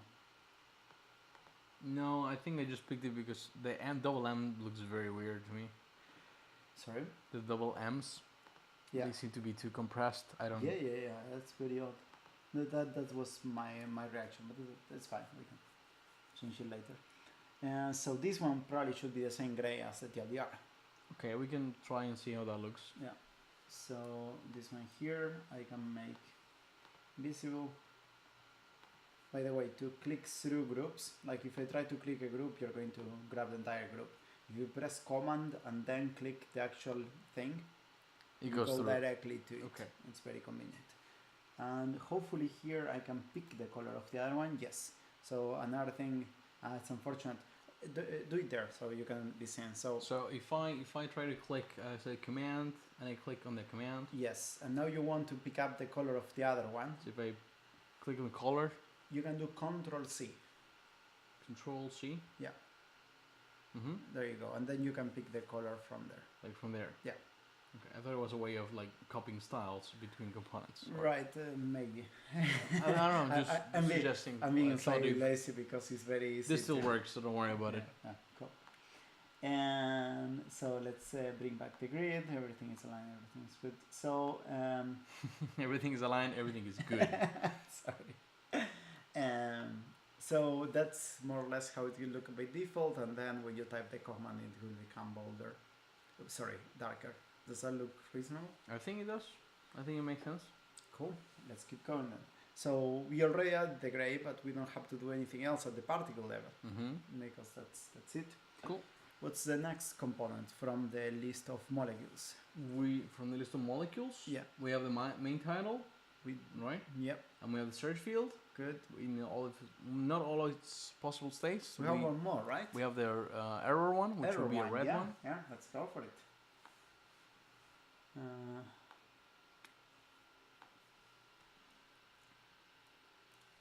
go for it. So is there a normal, let's say, way or nomenclature or process to take a molecule and say this molecule can be in this many states? Yes, you have a particle which is the state. Actually yes. So right away, let me think for a minute. So placeholder versus non-placeholder could be treated as a state, but for us it has no specific meaning regarding the styles. Yeah. So we're not going to encode that. But default versus error, it's a different state. Yes. So what we're going to have is a particle, which we're going to call a particle group, which we're going to call, we could call it feedback states. This is what I'm recently calling it. Feedback state will be neutral or default. Neutral. Default is a good one, I would say. And then you have error. And then you could potentially have success and warning. So this is the semantic universe around giving feedback to the user. Right, so you can just parameterize any of your molecules by one of this, and then you have to, There you go. If the molecule can take a feedback state, then it will transform it into different interpretations according to molecule. But yes. This is a dimension of the design system. So if you want me to get a tiny bit philosophical, the particle groups are the dimensions of the system. Yes. And then the matrix of combination of those dimensions at the most immediate level are the atoms. And then combinations of those combinations are molecules and so on. Right. And then you can get all the way up to pages. It's a highly dimensional matrix, really. Yeah. Interesting. Really, really interesting.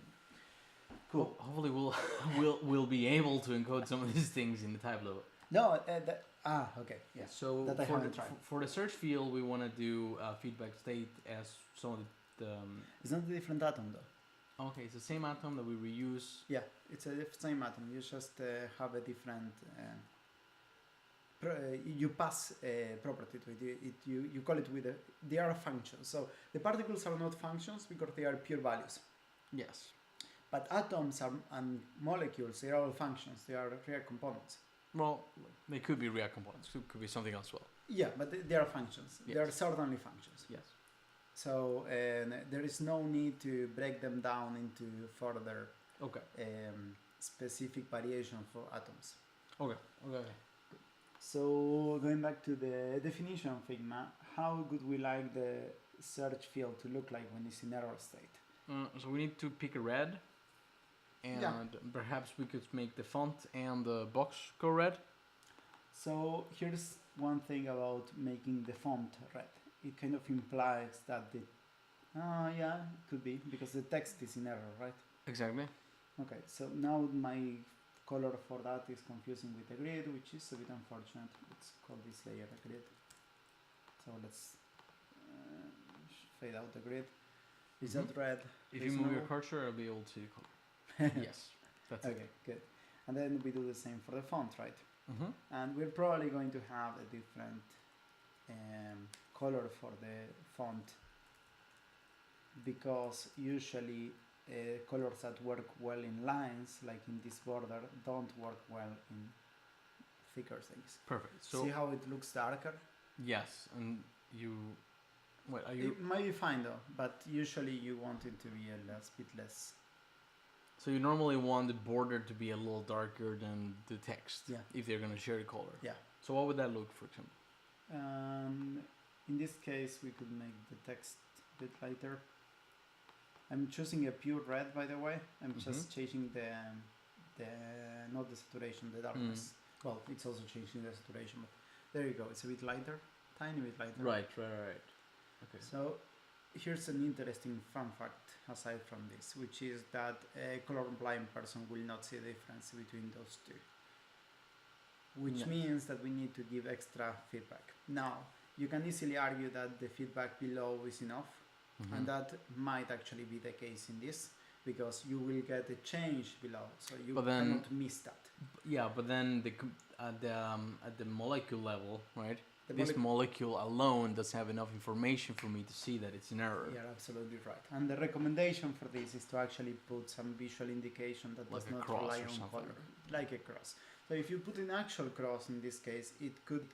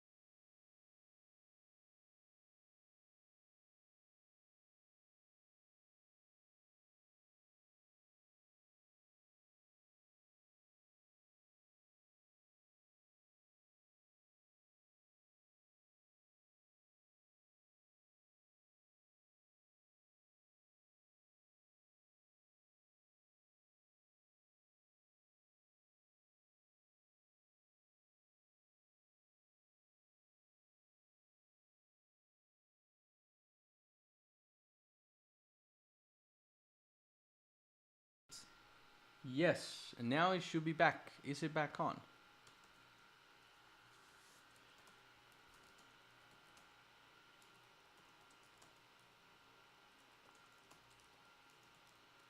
it is back. Brilliant. Okay, we might have this every 2 hours or so. Okay. All right. So I think that we can then say that we will add a color for red. Yes. And we have 2 reds already. Now my right, 2 reds. Okay. The thing here was because we want our particles to be semantic. Right. We probably want to call this color error. Yes. Okay. We call it error text and error border. Yeah, error border. Yeah. Now, okay, I wonder if we specify the particles without a relation between them, then it will be trivial for someone to say error text should be blue and the error border will be white, for example. Yes. So I'm wondering if there's any way of for us to think within this framework of particles that essentially depend on other particles. Yes, and within this framework... Dependent particles. Yeah. You cannot do it within the framework, not because the framework prohibits you, but rather because it's a layer of restrictions on top that you have to find a way to codify. Currently, that could be, if you're implementing it in JavaScript, as I was, that would be runtime checks on the functions that receive, that create the styles out of particles. Right. I mean, the first thing I think of is the particle itself will not be something that you can instantiate directly by creating a value of a type, but rather you would say, I want a red, right, through a function, and the function will actually receive the color red for the text, and will compute the color red for the border as well. So then you can establish a relationship between the 2 values. Right. So that relationship is definitely established through the framework, and the way it is that you pass a feedback state to the to the search field. You pass a feedback state to the search field atom. Right. The search field atom is a function, and part of that function definition is the constraint of what the colors are going to be. Right. Okay. So you can go rogue at that level. I agree. Mm-hmm. So that's where you could add an extra restriction. Right. But there is an inconvenience with that restriction, which is that it will go to 2 different atoms, because there is an atom for the border and there is an atom for the text. So you will have to have a restriction at the type level or at some level that says that certain atom style needs to match certain other atom style. Right. This is a tricky thing to describe. So as long as you can create the atom styles out of the blue, like when you say sum1 is just an optional integer, right? But you have to create them through a function that will do that work for you. Then you can enforce the creation of, for example, an error text from an error border. So if you give me the error border, then I will give you the error text, and vice versa. But it depends on... When you're building the molecule, you can potentially go very rogue.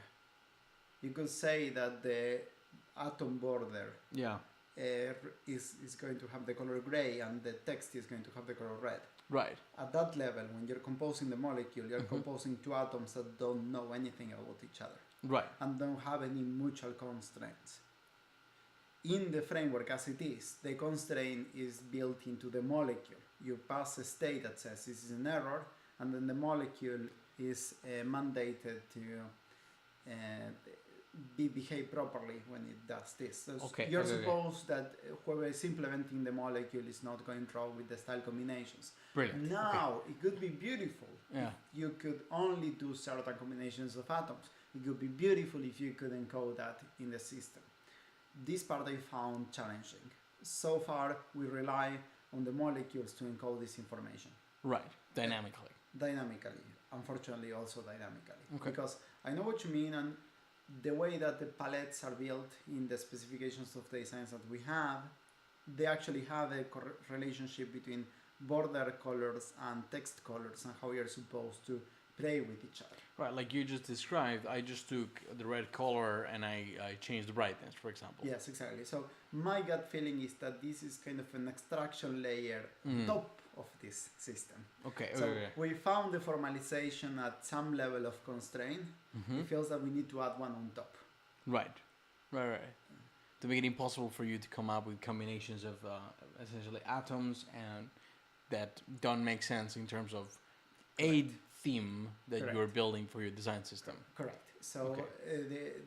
so what's happening here is we went from the abstraction of a style guide, which is a very low level abstraction, so it's not very abstract at all, which is simply the collection of styles. We went into a hierarchized, nested components approach, which encodes a lot more information about the usage and the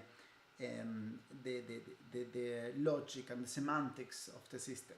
However, this encoding does not yet contain all the system information. Right. You need to complement it with guidelines and use case details and explanations. I guess depending on the technology you use for that, you might need to rely to self-documentation for people to read and use, or you might be able to encode it as compile time checks or runtime checks for some. Correct. So the ambition is, of course, to formalize all levels of abstraction. Yes. Since this level seems to be, in my estimation, properly formalized, like the expressivity of this system is quite good. I didn't find any exceptions that they had to take. I feel that now the next level of abstraction could be taken into consideration, and the rules of the style of the recommendations be formalized as well on top. Right. I just don't know how today, and certainly I don't know how to do it on the top level. We can have a look the moment we start implementing some of these things. Exactly. It might be like, oh, this is obvious, or no, we have no idea how to do it. Good. All right, so those are the states for the input, right? Yes. I think we're good with the input. Yeah, I think it looks really good. Good. So let's go back to the list that we had there in the right. We covered the main title. We covered the search field. And we're going to jump to the detail text. Yes. So the detail text is going to be the first one that is not monospaced.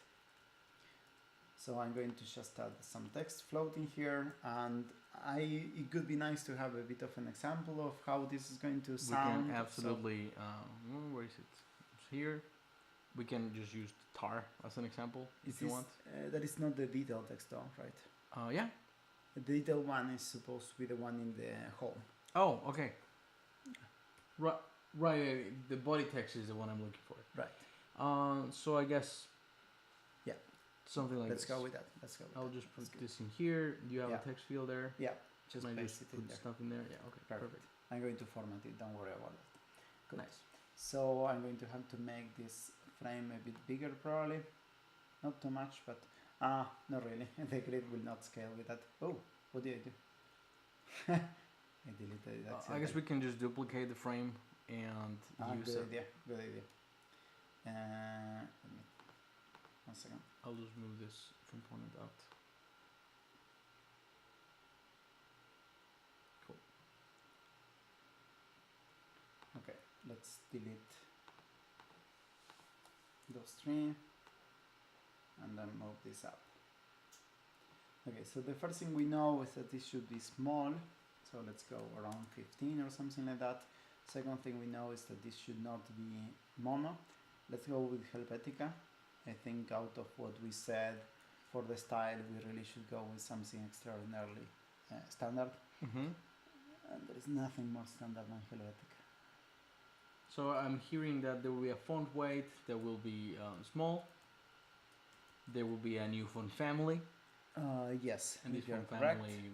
Sorry, font weight it means bold. Oh or yeah, you're italic. right. So font size. Font size. And this font size will be detailed, really. Correct. You're absolutely correct. Well, it really has all my font families, but that makes it really hard to find Helvetica. There you go.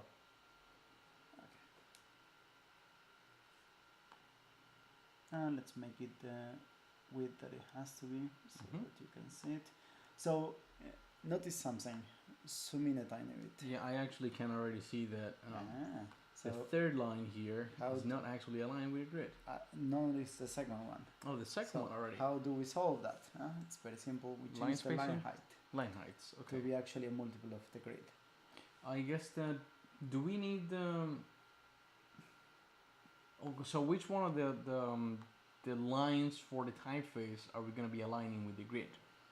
Is it going to be the line for lowercase characters? Is it going to be the line for Yep, Uppercase ones, or I know exactly what you mean. So the lowercase character is just as a fun fact is called the X height. X height. And the other one I think is called the uppercase height. It doesn't matter, but it's like the bigger height.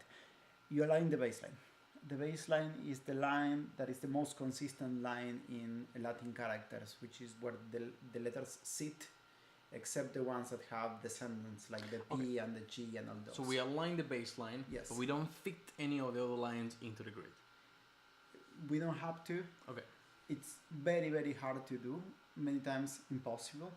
And this is because you want to leave some air in the top part of the font, because the font is not square on the top part. Like it's different in most, well, not exactly in Chinese, but it's definitely different in Hebrew. It's a bit different in Cyrillic, and it's different in uppercase letters, because in uppercase letters they have a consistent top line. Right. But lowercase letters have this kind of organic shape to them. But for example, doesn't the X line fit all of the letters? And then there's a little going above it. For example, the H here has an X line that's the same as the E, but of course has what do you call this little bit that goes up? Ascendant. It has an ascendant. Yeah. The same for the T. Yeah. The T seems to be aligned with the E, but then so it has ascendant. What's happened with the ascendants is that the exceptions of the line of the X height are a lot more than the exceptions to the descendant. Right. The like Latin type is actually kind of grounded on the baseline.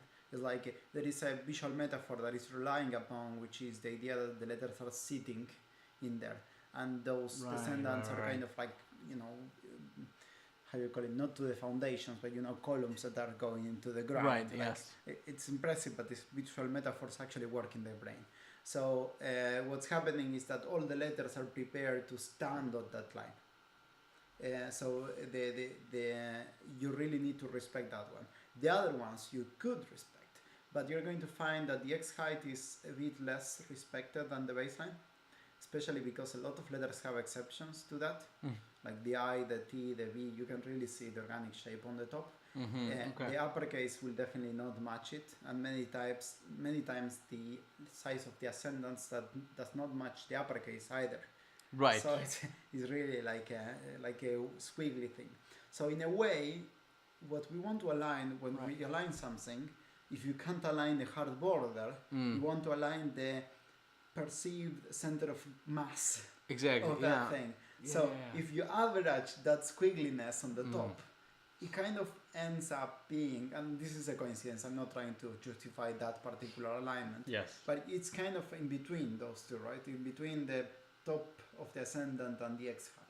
Right, and that makes sense. Yeah, but so as long as we align on one thing, so just the baseline, and it's obvious enough for the brain that all of these things are aligned in the same place, then the brain will be like, all right, some of them have ascendants that go a little bit higher and a little bit lower, but then the uppercases are also a little bit higher and lower.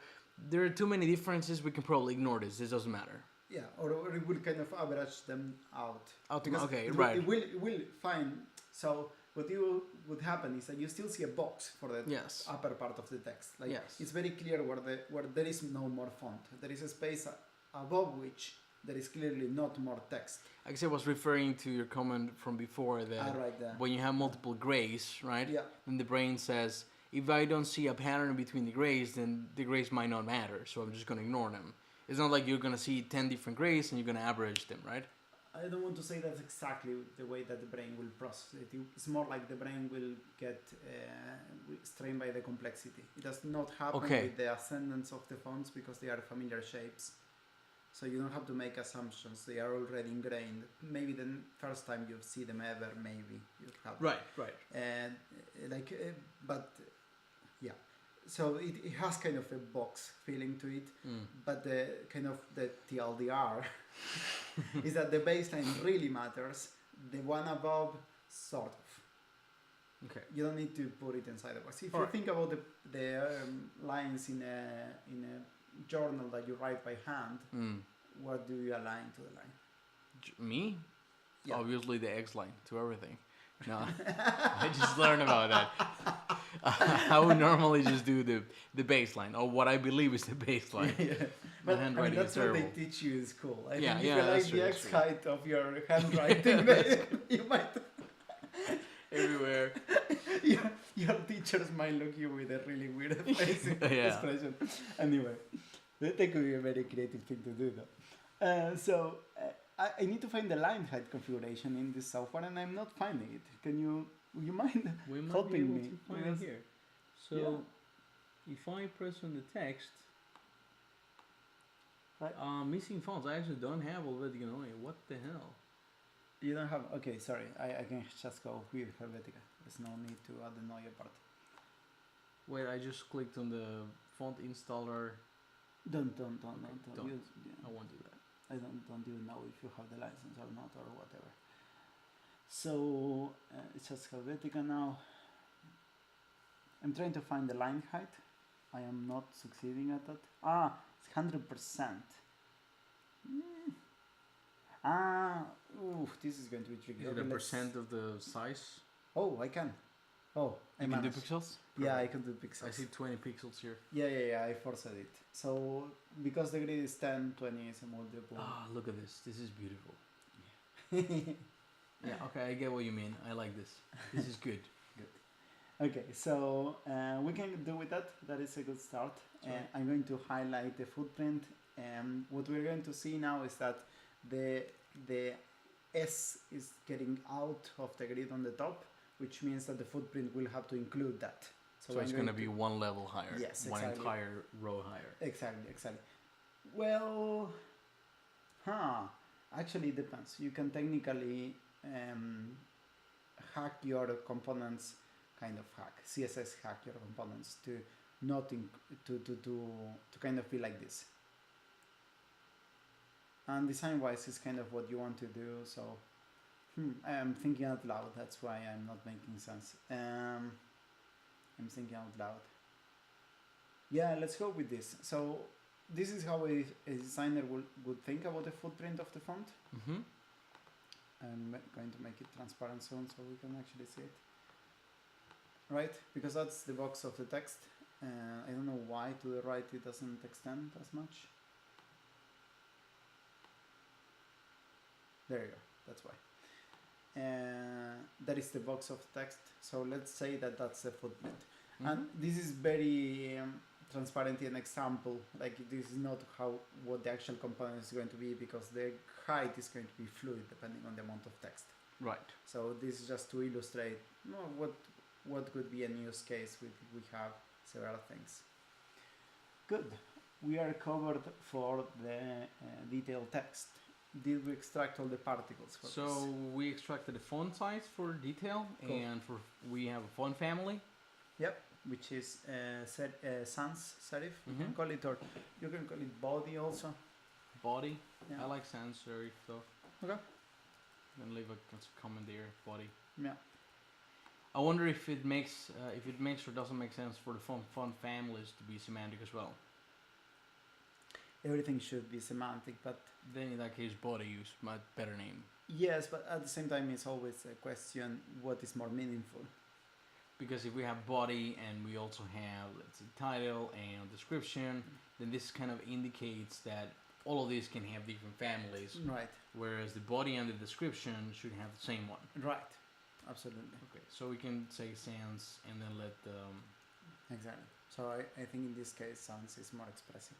okay. Naming things is always the hardest thing, right? So we're good with the description title. The next one is the body text. Yes. It's going to be extremely similar. So let's just duplicate this layer, move it down a tiny bit, make it bigger. So this one we're going to want to have, let's say 20. And just so I remember, the size of this was 40, which is quite bigger. And maybe the body text should be bigger, because this is going to be the description going into what the command does. Alright, so this will be the body then. Yeah, Font size, body, we have a different body size. right, size. right. The same font family. Yeah. Same color. I'm going to try with 24 and then 30 for the pixel difference. Sorry, it should be 40 because we're working with a That didn't quite work, but also the top level is not aligned. Exactly, it's not There aligned. we go. That's why. And actually, that's too much. That's better. Yeah, I like that better. Yeah. Good. Let's see if I kill the grid. How does it look? Yeah, that looks about right. And let's do the same with the footprint. We also need a footprint for this one. So if you don't mind, I can change the text to be Please. an example of it. Yeah.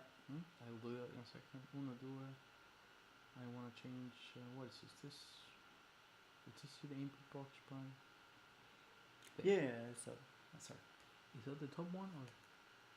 I don't know how to change the text. No, what did I do? Double click it. I'm destroying. Double click it. There you go. This one.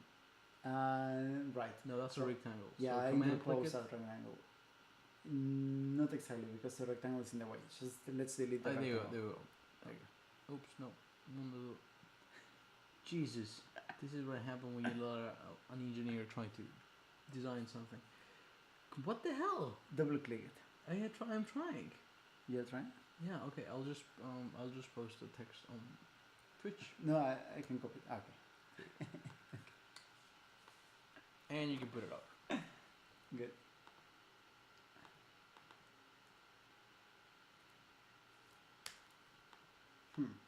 Now I took video sideways quite a bit. Need to fix that.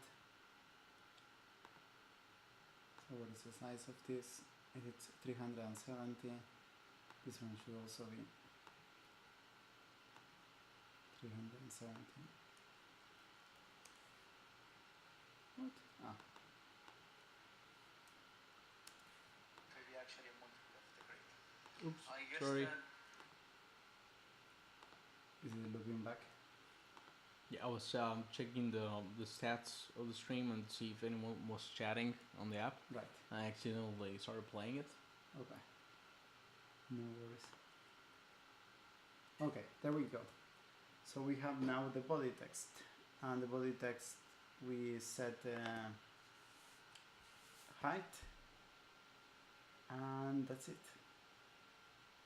The rest is the same as the detail one. So we're progressing easily with the particles.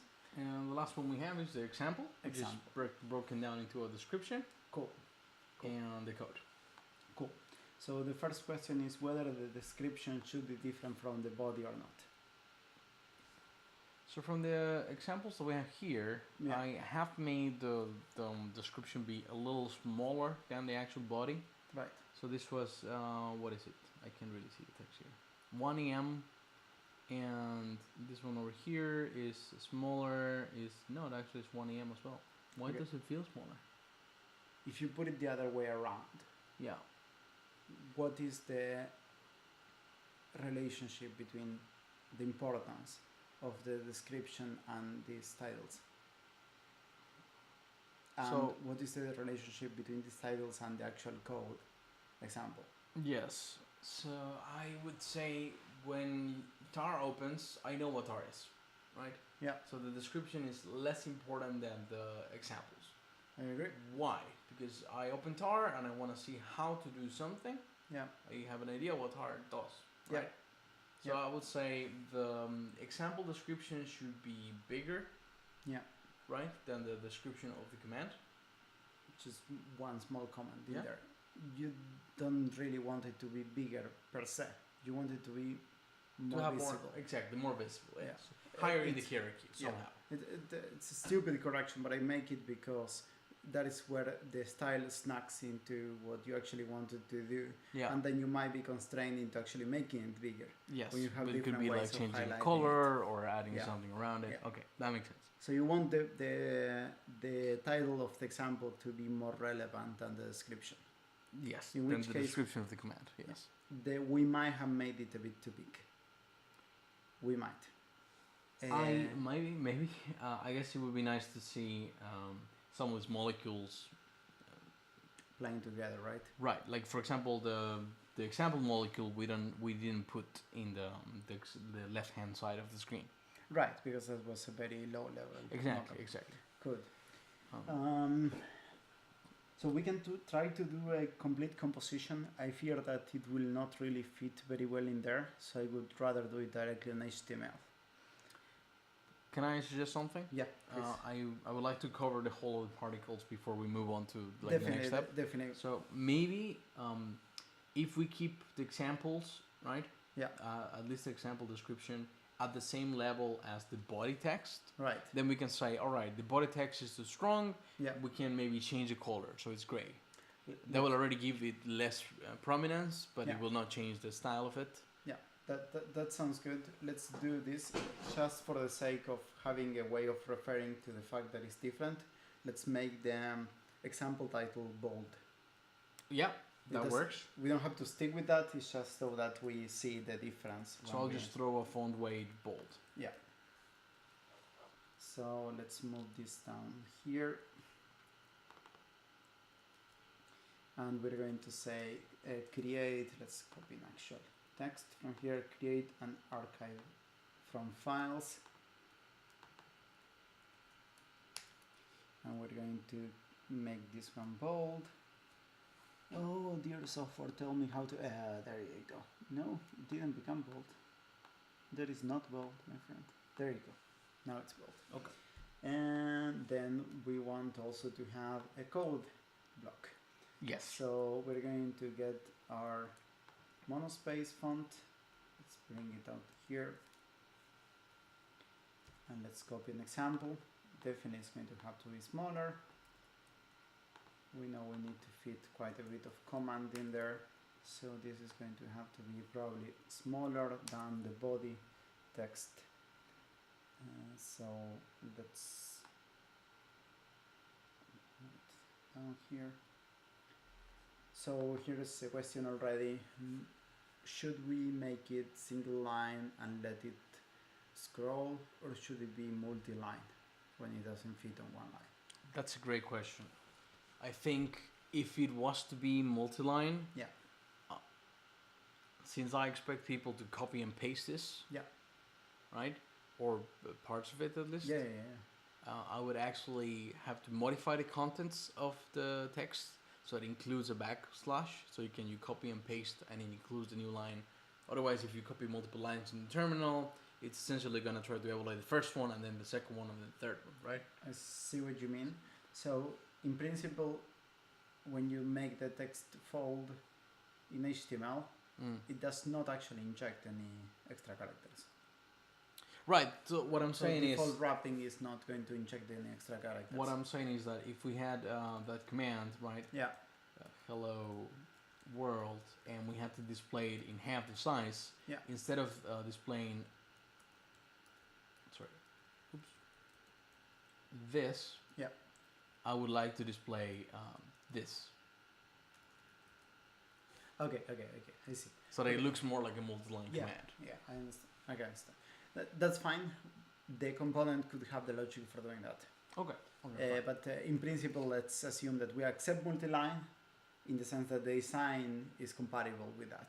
Okay, perfect. But then we decide on the component behavior later on. We still need to figure out the... I guess the color for this will be black. The font family will be mono. There will be a font size for the code. Or are you reusing any font size? I'm setting 20, which is not the font size I ever use, I think. And you can check. This one is 24. But even if it's the same, then it should be a different particle, right? If it's the same, it's the same particle. We might need to rename it, and that's why the names of the particles are a different hierarchy than the atoms. Gotcha. So it is a it is a different size. So you can say code like example size. I'm going to set the background for this. So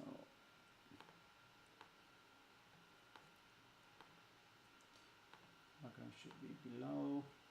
So let's move it here.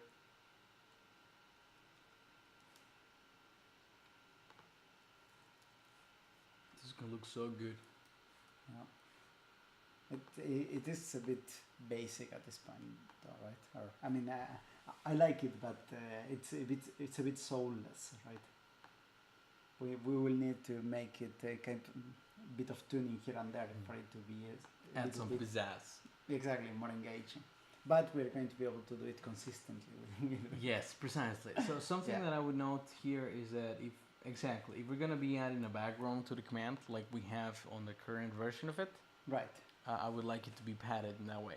So I Right. guess we essentially, what is the particle that we would be using for the spacing that we are defining here? That would be the smallest. So right now, for the spacers, I'm using t-shirt sizes. So you say t-shirt extra small, small, medium, large. Right. And then you convert them to pixel sizes, which are multiples of the grid. That makes perfect sense. So for particle, we will have a sizes particle, and these will be like, small. I guess how many of these do we actually need, and do they have to be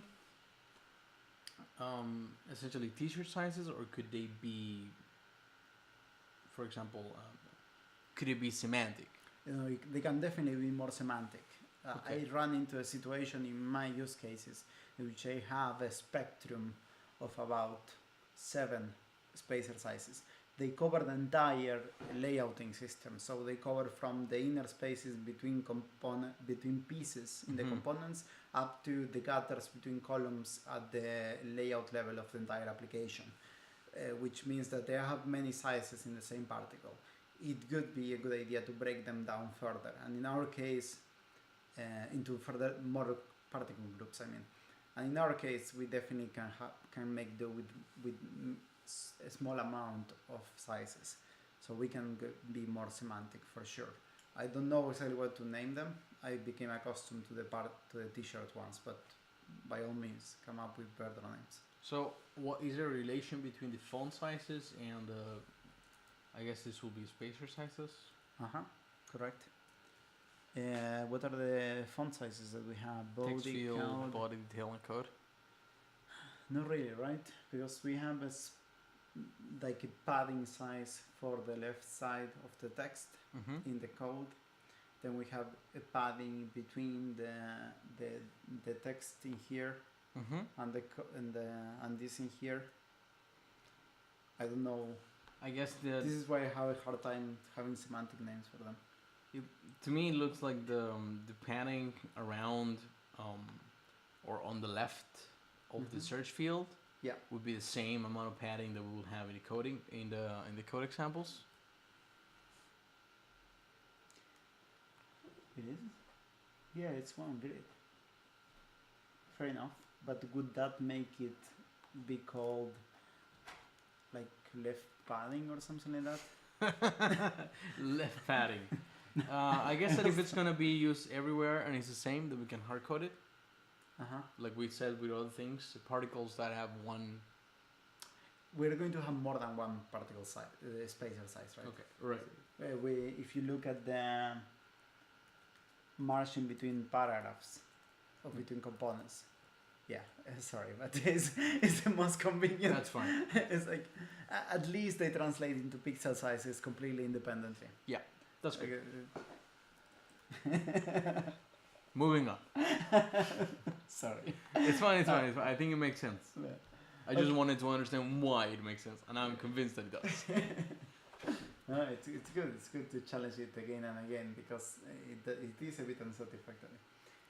Okay, so I think we covered the entire spectrum. Let's see if the particles are covered. So we have spacer sizes, feedback state, font weight, font sizes, font family, and color. Yeah. So for this last example, we have black and white for the colors. We have the same monospace font. We have the same weights, except that we added bold for the example title, and we had also the size of the code font, which we added. Okay. Right. We have a font size for code. Yeah. Cool. We are good for particles. We have all of our particles. Yeah. So I would say that at this point we can start coding. Nice. And now I'm going to do something I've been meaning to do. I'm just going to take this thing and I'm going to turn it into a module. And we're going to call this thing design system. Okay. .re? Yes. Okay. So is this kind of literate programming, right? Well, kind of. So this is really going to be a module called particle. So it's not literal programming. It's You're literally turning my programming. Literally programming. Yes. Good. I like it. So I figured maybe I need to remove things around, but there'll be a module for particles, right? Yeah, And definitely. this No, module it's- for particles, you're it looks like absolutely we're going to have a type that would represent spacer sizes. Yep. And another one for the feedback state and so on and so forth. I love it. So essentially I can just do, I'm going to replace the star with a pipe. And if Vim doesn't complain, then we'll be very close to having some types. Yeah. So the last thing I'm going to do is that I'm going to replace in here the triple these things with a type. So we're very close to that. So we're going to say color, and we're going to say this will be the font family. That is beautiful. And I will have to add some characters here and there, but you know, Yeah, for the sure. bulk of the conceptual work is intact, really. Yeah. Which I think is kind of beautiful. It's both documented and actually working. Yes. So we have a text field here, and I know some people like the variants to be all uppercase, but I don't. So we just need semicolons. And before this automatically gets You know that we are struggling a bit with making this happen in TypeScript. Because in TypeScript, those enum types, yeah, they are not actually values. no. So you need to usually use something like a string, like a literal for it. And then associate them. Yes, and then you have an object with Yeah. those strings. The problem, of course, is that you can just pass a string instead of using the type reference, which means that you cannot really go completely wrong because it's limited to a set of strings. But the difference is that, it's not really that safe, right? Like you can improvise something, and if you then change the value, you will not get a warning. Right. Well, you could get a warning, but only if you're using TypeScript. If Right. you're consuming it with JavaScript, then you will not get this. Well, I guess that unless we build, compile down to JavaScript won't actually type check at Right. runtime. So if you consume it from JavaScript, then you're essentially in the sure. same problem. For sure, but I guess why- the problem here is to scratch JavaScript, not the things that we build on top of it. Yeah, but within reason we're safe. This is the beautiful thing. Exactly. Good. So I'll bring the particles up there, and Yep. we have all of them here, and they're just variants right now. Yep. Cool. So next step we can build the atoms. So for the next step, I'm just gonna make a module for atoms, Yep. and then here I think each one of the atoms will be its own little module. Yes, correct. Because I need to have a constructor. You build them. Okay. They are functions, not and you need to build. Right. So when you get out of an atom, depends on how we choose to implement it. Could literally be JSX. Like this could be components. So what I would like us to encode here, right, Yeah. is essentially a value that is not tied to any framework or any runtime representation. Mm-hmm. So we want to explicitly say that if you want a main title, right, Right. then if you give me this, let's say this string, Yeah. I will give you something called main title, right? Right. That then you can say, I'm going to turn this into a JSX component. Right. I'm going to take this and print it in a terminal, for example. Got it. Like so that Yeah. I essentially see. we can reuse this design system both for a CLI and also for this thing. We're trying to encode the hierarchy of the information. I get it. Does that make sense? Yeah, it makes a lot of sense. What's going to happen as a consequence is that some of these modules are going to be extremely simple. Yeah. Or maybe just even a reference to a type and that's it. Yes, absolutely. Okay. Okay, so we will have, I guess we can start with main title, Spacer. spacers. Just spacer. Yeah. We can do one spacer, I guess. So here's my question, right? What does an atom for a spacer what is it built of? So it's it's kind of like a record, like an object, right? If you think JavaScript, which has properties. In this case, it has a horizontal size and a vertical size. Okay. The particular spacer atom is composed of those two dimensions, those two values. So exactly, the type for it should be something that has a width, which is one of those particles, the spacer size particle.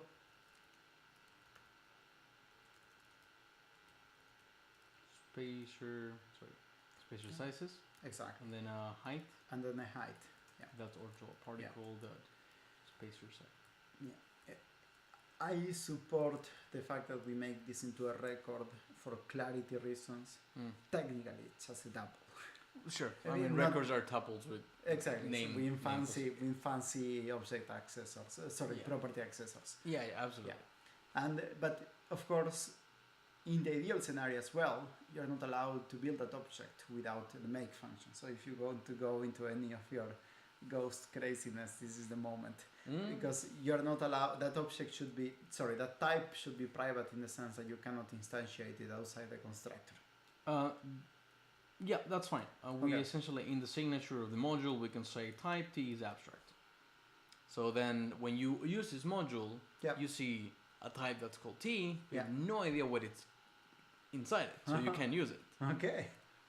Interesting. Essentially, if you do that, then you can make you sort of have to make a make function, right? Right. That, and in this case, it will take a width and it will take a height, and I'm using name parameters so it's easier for the people that make a spacer to see like, oh, this is one and the other, because they're of the same type. Yeah. And here we'll just put the record together, right? Yeah. But whenever someone consumes this, they will only see what's on the interface. Yeah. And I guess I'm just gonna do this.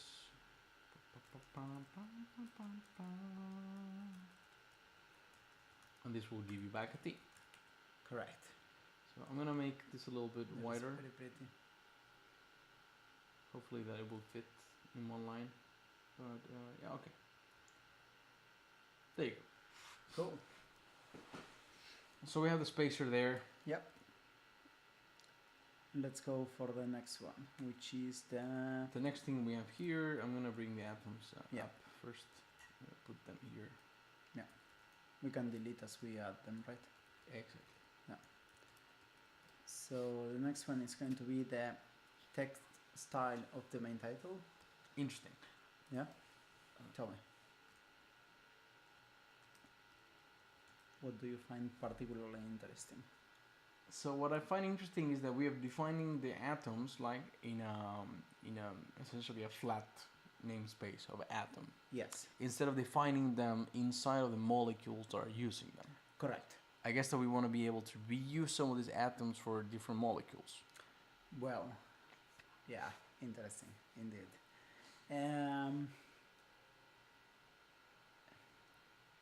I made a small mistake. Okay. So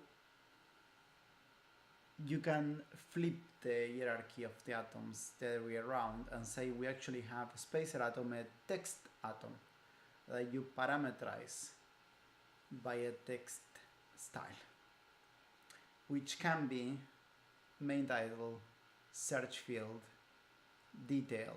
Now that makes more sense to me, right? Yeah. If we have a module, essentially an atom for text, exactly, then this means a text will need to have certain properties. Those properties will be particles. Yes. We'll put them together and we'll say the text style is this and that, and then you get something that's text. Yeah, correct. So, and it's not a full mistake, because what it means is that essentially the left side part of that name, main title, search field, and all those are actually values of a particle group that we pass into the text function. It's going to be clear when we write the make function for text. I get it. Like in the same way that we have font sizes for these ones. Yeah. Right? These ones roughly correlate to the ones that we have here. We have detailed text, we have detailed font size. Yeah. And if we were to have, let's say, I mean, in reality, when we say textile main title, we're saying several particles, right, at the same time. Yes, the output is several particles at the same time. Yes. The atom contains many particles. Yes, yeah, absolutely, absolutely. But the constructor receives a parameter. Yes. Which is what variation of this atom is it for. So what use case are we trying to have for this atom? Right. So we need to list those use cases in a particle as well, in an enum. So the text, first let's define what the actual text atom will have. After you run the function, what will it have? So we'll have, at the very least, we need a font size. Correct. Right, so we have a size here, which will be a particle, or, particle, what? Particle, the particle module went away. 1 second. No worries. Okay, so we have this thing here, right? Yep. We have type T, that will have a size, that will be a particle. Okay, you can't find it, I wonder why. A particle, okay, there it is, and it will have a font size. Yeah. I'm actually gonna make this singular. Yeah. Because they are actually singular. You get one value of those, you don't get many. So font size, and it will definitely have a font weight. Correct. So particle dot font weight. And we need to also have a font family, right? The family, this will be particle dot font family. I mean, naturally we could also just group particles are alike in modules, so we will say particle, font, and then weight, size, family, and so on. But right, but they are still particles. Yes, precisely. It's just a way of organizing them. Exactly, exactly. So we have the family, we have the weight, we have the size. We maybe don't need the feedback state. No, because that is for the molecule. We definitely need a color here. Correct. Particle color. Okay. Yeah, that is the last one. In other cases, more complex scenarios could have also a line height, for example. Right. But in our case, the line height is 1-to-1 match with the size. Right. Which means that giving it as an extra particle is redundant information. Okay, good. So now we need to be able to create one of these ones, and we don't wanna hide the representation so that you can deconstruct it. Correct. But we're gonna be using something similar to this, right? Yeah. We don't need the types there. We can just add the. Mind you, it's not exactly like that. Okay, so what exactly is here where we encode some of the variations that we will have for text? Exactly. So we want to pass in what type of text we want. And then the output of that make will be that type with those. So we need to switch on the input. Perfect. The argument should be the new particle that we're going to introduce, which is the text style. So we are going to have a particle called text styles, okay, which is a fairly abstract name, right? But it's going to define either a main, it's actually not main because it's reused by the search field. So we will have a search field. Do you mean I'm thinking the name should designate what this text style is. Yes. We can call it main. It's just going to be the same one for the main title and the search field in the state of being used, essentially. Right. This is interesting because now we can say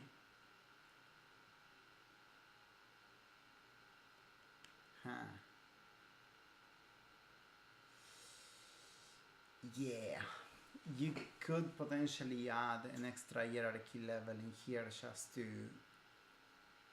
encode. So we're going to have a lot of molecule-specific information now in this split, in the textile split. Right. Because we're going to have the variations for whether or not it's error. So we're going to have the textile, because the color that we're passing in, unless the color is not included in the textile. So these are... We could also okay, so I guess a feedback state... Wait, feedback state is for the wouldn't molecule. the textile... If the textile is parameterized by the feedback state... So here's the thing. The textile is a parameter that we use for the construction of a particular text atom, which means that it doesn't have to... We can decide what it means, that this is what it means. So it can be specifying everything except the color. We send the color separately. Right. But Right. if we thread the feedback state into the textile, then your textile also is aware of the feedback state that it should be representing. We can do that, for example. So if we did that, then it would work a little bit like this. Feedback, well, A, we can't really do constraints on this type. I couldn't do it exactly like that. I could do it as a second argument to the constructor of the text.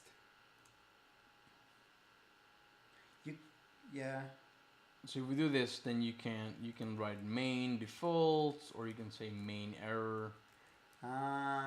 Because in that way you mean you cannot pass an interactive state to a textile that does not allow that. That's perfect. That is perfect, actually. That is actually what we want to do. It would be a runtime check, though. So, for example, if we have main for default and error, but we have, let's say, the second one is the detail, right? Yep. And Also with feedback state. It does not have feedback state. Right. It's detail. Yeah, precisely. Yes. So it is a type check. Yes. Yeah. Correct. Good. So this particular problem we had to solve with an extra layer of hierarchy in our case, because we don't have this type of constraints. Right. But here you have it, so that's fine. Okay. Beautiful. Cool. So we have let's call it main. Yes, it had a feedback state, and then the only thing is that we still have a different color for the text that you're typing inside the search box when you are typing it and when it's placeholder. There is a difference between the input and the placeholder. Well, that sounds like we have a third feedback state that we're not accounting for. Sort of. It's a bit confusing with the style of the logo, because the logo is in the placeholder state. So to produce the style of the logo, right now we were going to be saying that this is the main one, but with placeholder feedback state, which is weird. Yeah, because that's not what we mean. So the true solution to this is to add a layer on top of the atom that is dedicated only for that molecule that specifies these things. But this could add too much complexity for Ario's case. Okay, so what are your suggestions? I'm suggesting that we pass a color to the main. So when you say main, you give it one of the colors that you have there. Yeah. So the semantic mapping from feedback state to color will be done at the layer that cares about the feedback state. 1 second. No worries.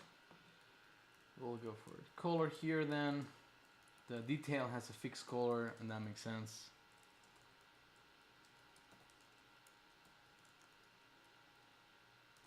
So here's where I would actually make a split between text color and border color. Because I don't want to be accidentally passing the error border into main. Well, you could also do the same there, right? You could make error something that you can parameterize.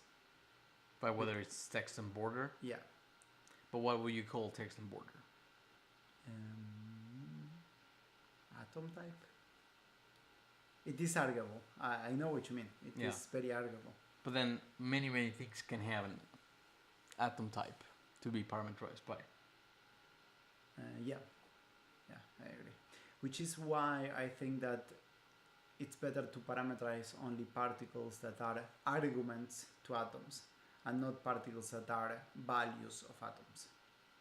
Okay, let me process that. So the color is a value of the atom text. Okay, so essentially we have one color that's red, sorry, error. And when you say textile main error, then you will pick one particular red. But when you say border style, we don't have border style. Ah, I see error, what you mean. then so you will mean pick that a different the border red. itself will Yes. do the casting into an actual color from the palette. It could be, for example. Yeah. We don't. However, Yes. we don't have a particle for border types. Just bringing that up. Not yet, because we haven't built the border atom, but we're going to do later. Okay. So this is fine. This is perfectly fine. So we're going to say then we have main with color, then we have detail, then we have body. So now when we build the text, does the atom need to know about the textiles? Main, color, and detail? I'm not sure I follow. It Okay. does need to. It does need to know on them to switch on them. But the output. Right, that's what I'm saying. Yeah. Do we even need to give it the textile at this level? Should the atom be something that doesn't have any semantic understanding of how we use text, how we configure text, or should the atom text understand that there are these limited number of variations of text? It should understand that.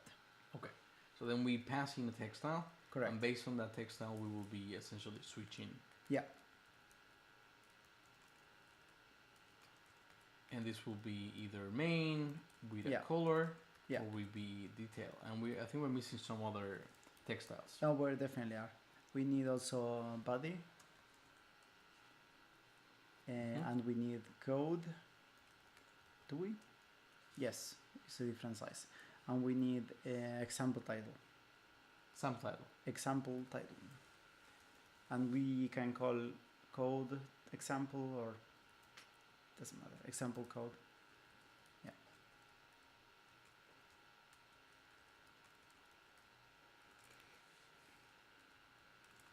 Okay. Good.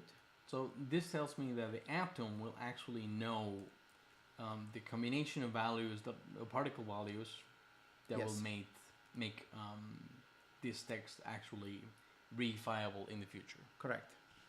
Okay. So for main color, we will have a color that you kind of encoded in your main already. Yes. Yeah, correct. Because the transformation to an actual value that we decide is done in a separate function. Exactly. In Like we usually don't the care about it. Right? React component, let's say. Yeah. Correct. It does. It might be CSS.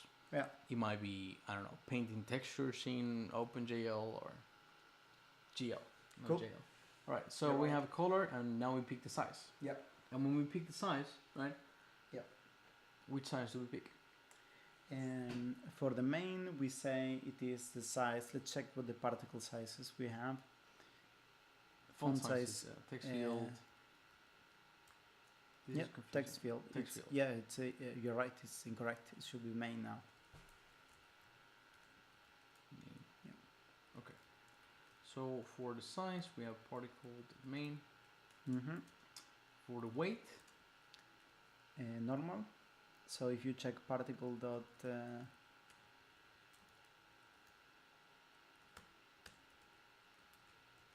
is it default, normal, weight font we weight? have regular. Yeah, regular is a good name. And then we have the family. the family, which is mono. particle mono.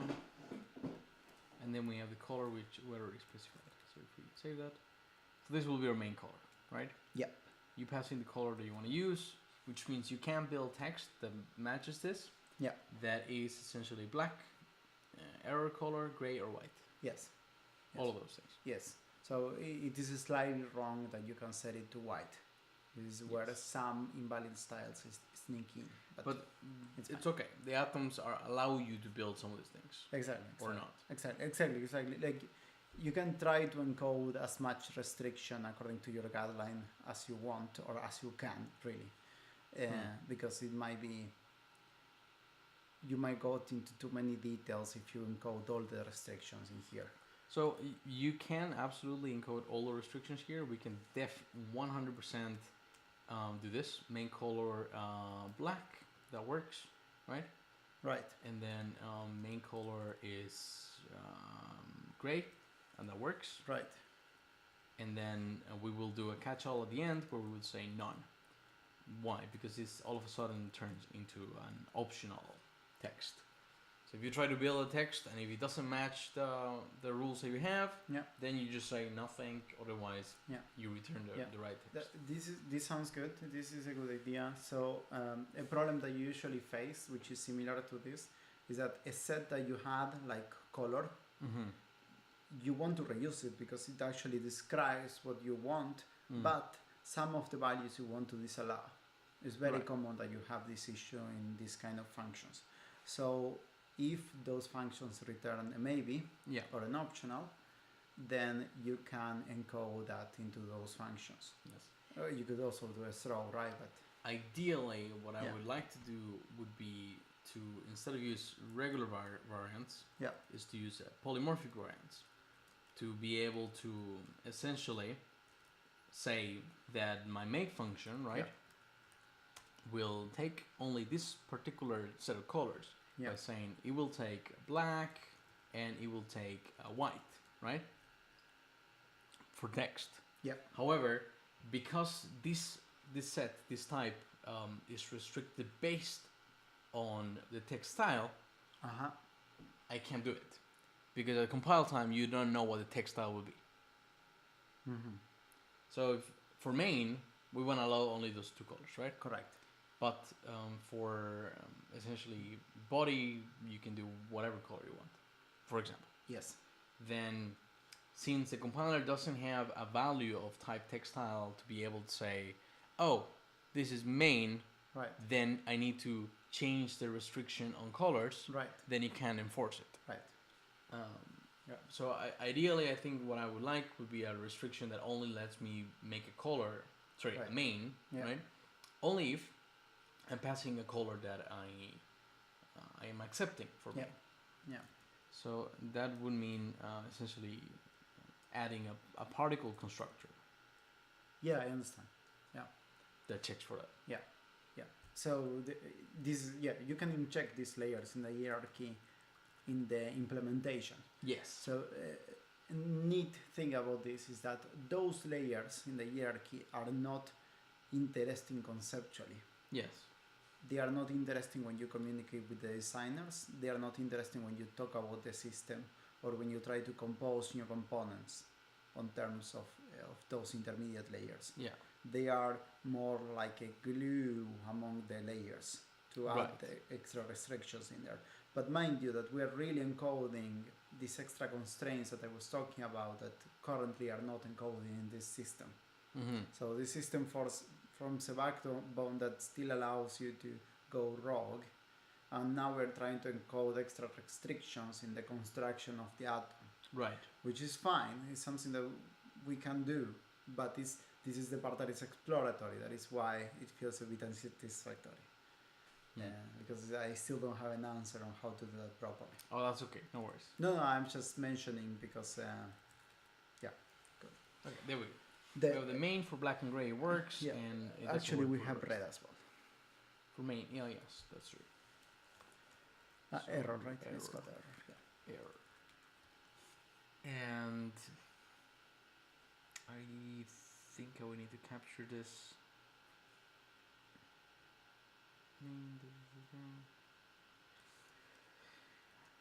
Score. I wonder if I can do this.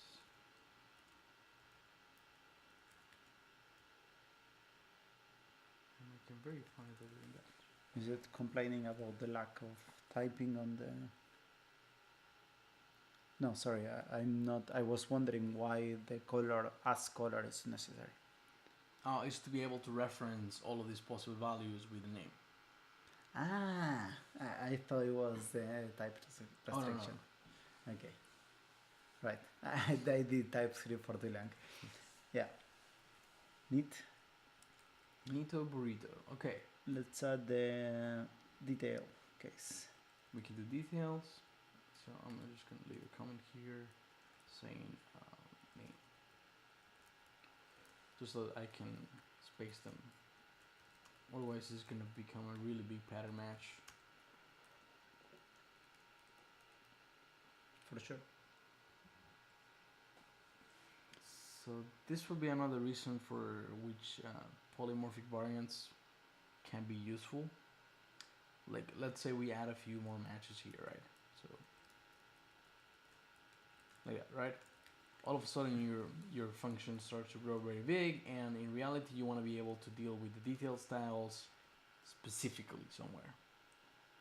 So you could make a function, let's say like the detail, right? That will only take something that it's a detail, right? You don't need to declare the type up front anywhere. You can just say it's a detail there. Why so?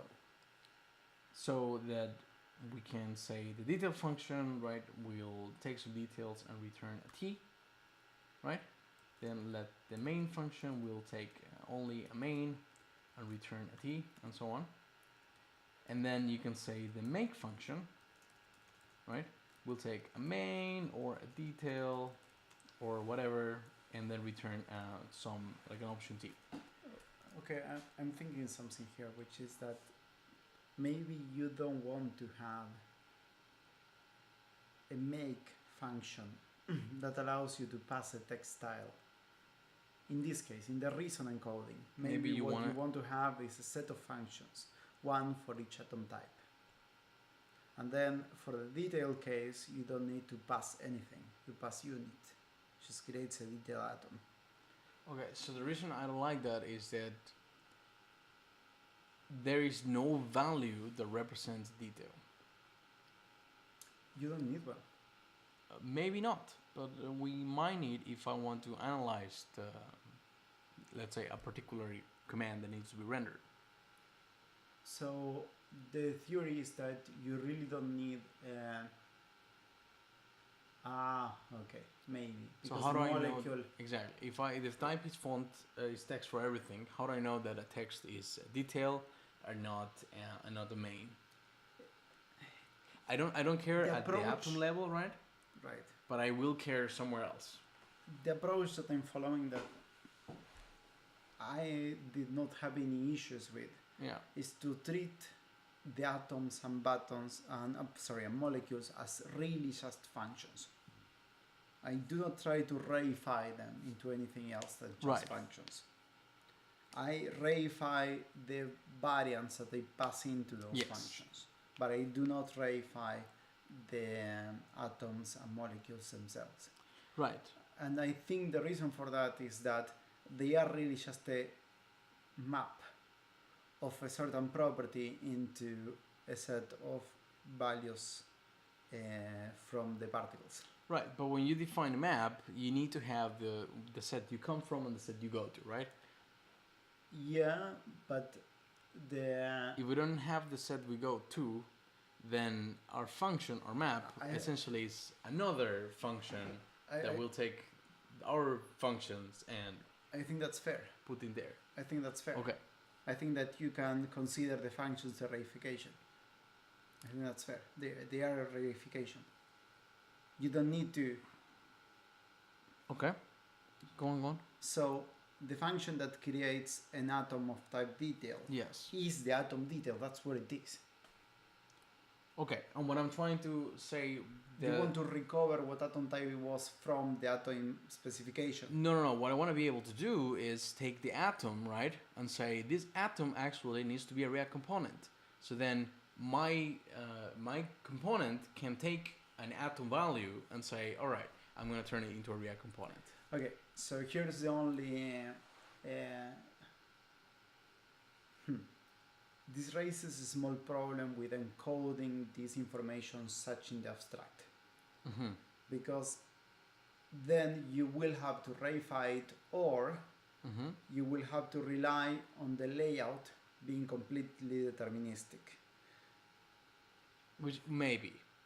But we cannot have the guarantees that it will be. So Yes. you rather want to cast it into a React component, which I understand. So you want to transform the atom text into a React component. No, I don't want to. Like, I don't want to do anything with React right now. No, but you want to be able to. When you find, so you create a type structure, right? Yes.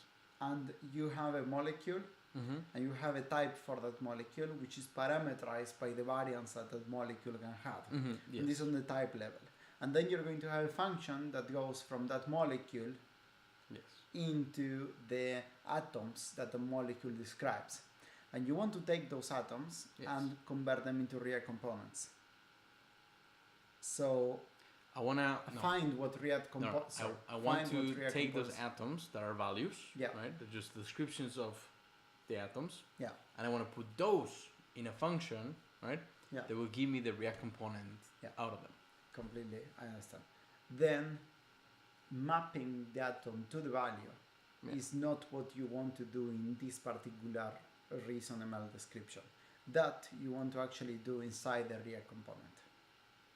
So, But what I'm doing here is Yeah. I'm still dealing with values, right?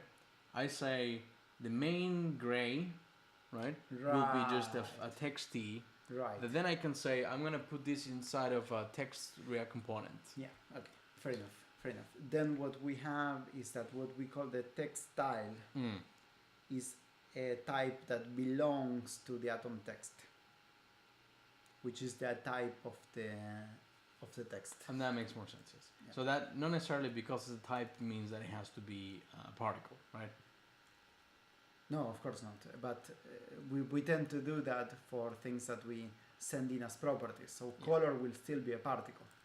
Exactly. The difference is that in your aim, you wanted to reify the atom in this way and then be able to call that function that make the atom with the variant of atom that you want to use. Right. So I say make style Yeah. and I put that in there. Now it makes sense. I wonder if this style type might need to be shared across all the things. That one should be available for consumers because you need to pass it into the make function. Yeah, but for which other atoms as well? Is it just the No. text? Not every atom will have all these styles. Okay, I guess they will all may have a style, but the values that the type style for that particular atom have might be different. They will be different. Yes. Okay. And the variants that they get also will be different. Right. Okay. That makes sense to me. So at this point, you can definitely restrict particle color to be only the values that are allowed in that main, unless I'm wrong. Maybe technically you can't in this type system. So I can, but to do that I would have to change the variant to be polymorphic. So then I will say, for example, main colors, right? And this will be backtick black, and Yeah. then backtick white, and then backtick error, Yeah. right? So then I will say main, we'll take a main colors. Yeah. Right? If I do this, then to be able to get to, in essence, to be able to unify this black, Yes. right, With the color black. with the color black that we have here, Yeah. and I also need to turn this into polymorphic variants. Uh-huh. Yeah, they're a little devil of their own. Yeah. Like that. They have a different Yeah. formatting whatsoever. Yeah. Then I will have to take one of this, Yes. right, and cast it to a color. Yes. Right. So is that a runtime transformation? No, it's a type check. It's a compile time. Okay. Is it worth it? I haven't used this feature of Reason, so So let's let me give this a shot. So right now what I'm expecting is that the color here will essentially be a particle color, right? yes. But not all of the styles will have these colors. Some of them might have the other colors, right? Example code, for example, will have white. Those are hard coded, so they are not variants into the Into this type, but they Correct. are particles. Yes. So what we can express is that this type, right, is a Yeah. subtype of this one Correct. because it has same but less variance, Yes. right? Yeah. So what we can do here is say when you pass a style Yeah. and you have a color, Yeah. the color will be the ones that we want you to pass in because we've said that the main color should be one of those, right? Yeah. But here, Yeah. we need to be able to cast this smaller type into a type that's bigger. Yeah. So here we can say it has a syntax that is not too well known, but we can say color. That's the Yep. syntax, and this Yep. will be particle.color. Neat. And if you do that, then you're telling the type system, take whatever this value is, right? Yep. And try to cast it into this type. Yep. Actually, it's not a casting, it's a coercion. Yep. Because of type level, so it's Yes. not a. Yeah. Exactly. Good. So this allows us only to create the main colors that we can create. Yeah. It's a small type trick, I guess. This is great. It already means we can encode actually more information about the system in Reason than we can otherwise. Yes. This is really good. Neat. So we have main. Now we don't need the maybe. Exactly. We don't need the maybe here because you get the color that is valid. Yeah. And that's great. That's really good, right? This is very good.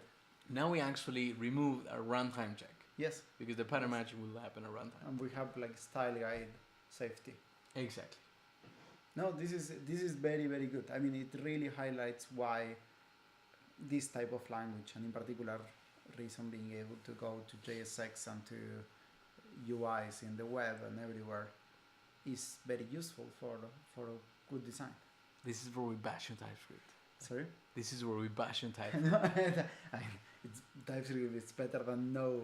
And no, that's just Than nothing. But yeah, you cannot encode these type of things. We are going to have to kind of to do all sort of indirect relationship between the types and the information about them.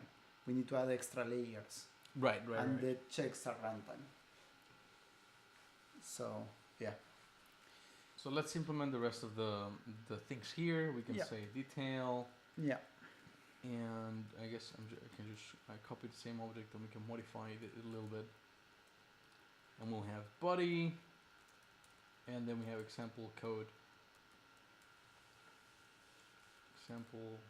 And honestly, this could be.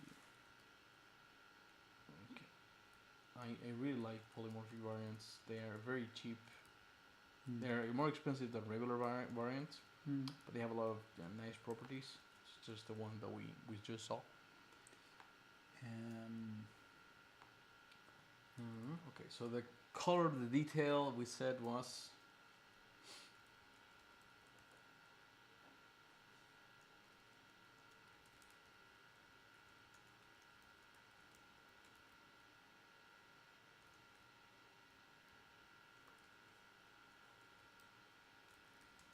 what did we say the color of the detail was? Gray. No, black. I'm just removing some of the redundancy by doing a local open. Good. So the color of the detail is black. So Yes. it should be black. Yeah. Size.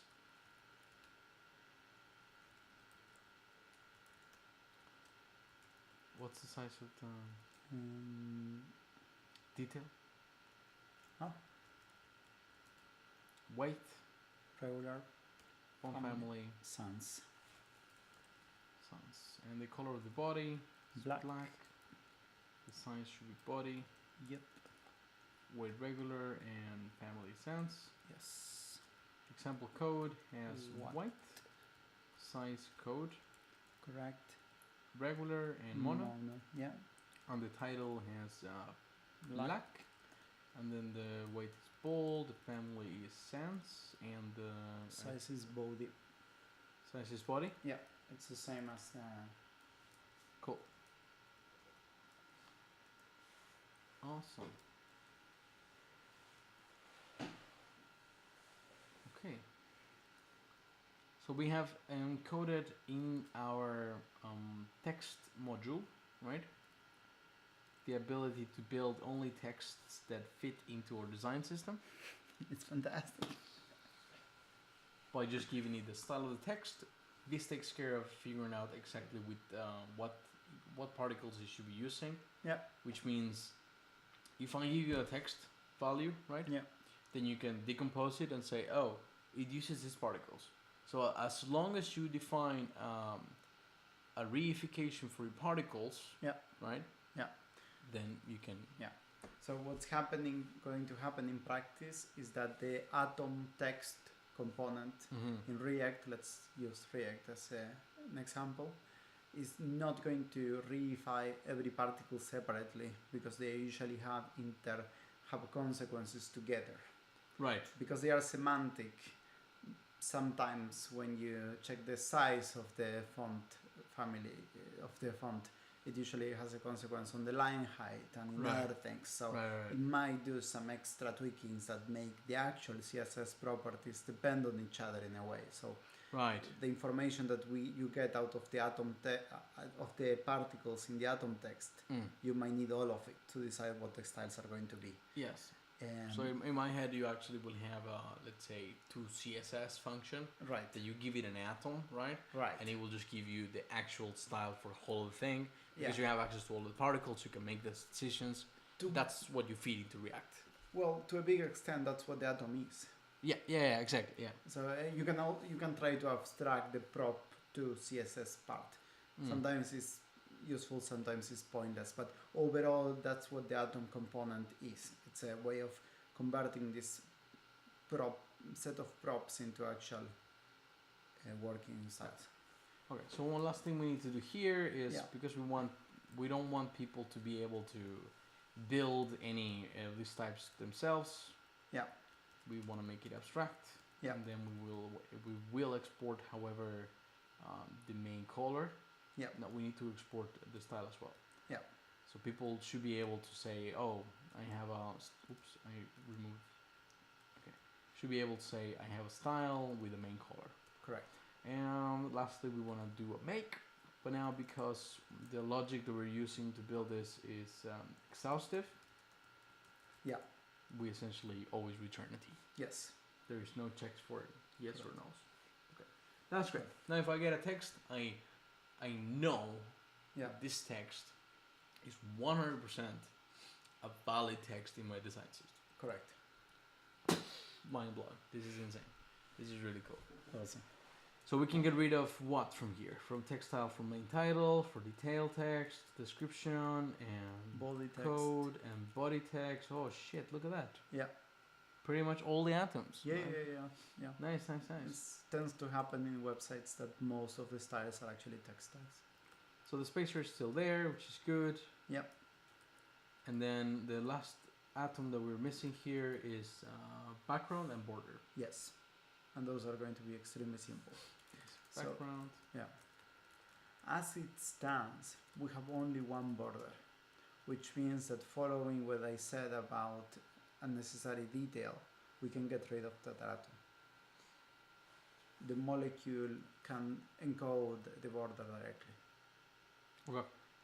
The only reason to still have a border, if you wanted to not do that, there could be a reason, which is that if we do that, the molecule will have information about actual styles, and the purpose of atoms is to isolate the molecule from the actual styles. Right. So, you know what? Let's not do that, even though we have only one border, because then the molecule can compile to atoms exclusively instead of compiling to a combination of atoms and other things. I think it might make sense to just have that. Yeah. Something else I think might make sense is to make every one of these constructors in here, right, actually return an atom T. And the reason for that is that when you ask a molecule what their atoms are, you want to be able to put all those in a list somewhere. Right. So atom can be a polymorphic, or like a type constructor, or what would it be? Because it's not an interface. So I don't know how it works in Reason actually. It could be an interface in my head. Right. So it wouldn't be an interface per se, we need to be able to put each one of these types that are different kinds of atoms inside of a list of atoms. Yes. Right? Regardless of the fact that they are different types. Right. And so lists are homogeneous. Even if it's an interface, it's supposed to be homogeneous. Exactly. So it's in a heterogeneous list. Exactly. So we need to use a little GADD here to encode the atoms. Yeah. So, I mean, we would have a background with its T. I don't quite remember. I guess the background just has a color, right? Yeah. It's slightly more tricky in reality because a molecule is not defined just by collections of atoms. Is those atoms are nested inside layouts and layouts of different types, and then you can have atoms. You can have many layers of the structure of layouts. Okay. So you have another construct on top to actually form the molecules, which means that probably you don't really have a list of atoms. You have layouts that allow to have a background, a border, and a text. But then would the layout... So at some point, either the organism that we saw here, I'm just going to show it. The organism, right, has a set of molecules. Yes. Right? And the organism is not this generic entity, it's a very specific thing that you create. Right. Organism is a composition of molecules that is also defined as part of the system. Right. So you cannot do any old organism. You can make only organisms of a certain type. Those are the allowed combinations of molecules. Right. Interesting. Yeah, so an organism is never going to be simply a list of molecules. Exactly. You're going to have places same within... templates, I guess. Same for everything. Okay. So you're going to have places within organisms, molecules, and templates and everything, in which you can have an heterogeneous list of the same type of component. Right. But those are few, and they are usually highly typified. So usually an organism has very precise, it's a very detailed specification of how certain elements align together. Right. If you think about the main title search bar composition, that is an organism. Right. That is, you cannot put several search fields.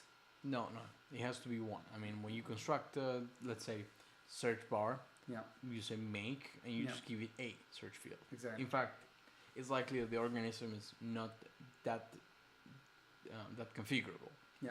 That you say search bar, make, and it just knows exactly what it has. Yeah. Okay, and that makes sense. Sorry, I was trying to go through the atom all the way to the going up the hierarchy, thinking at no layer you will actually just have a list of a collection of what's in the abstraction below. So the molecules is not just a list of atoms, it's very specific atoms and so on and so forth going up, right? Yes. Which means at one point when you have this page, right? And that, I guess when we cross the line sometime soon between organism and template, I will understand where does the design system end and the content begin, right? At that point where the design system ends is a point where you would encode the whole design system as a single value, that's a big value, right? It has everything in it, and you will give it to a function like to CSS that will essentially, or a render, or to React tree, or something like that, that will essentially need access to each one of the atoms and molecules and organisms. In terms of type information, to be able to say, oh, I got this organism, that's a search bar. All right, I'm gonna try to render this. And then he goes inside and says, oh, I have actually a search box. Cool. All right, let's go to the atoms that a search box has, and so on and so forth.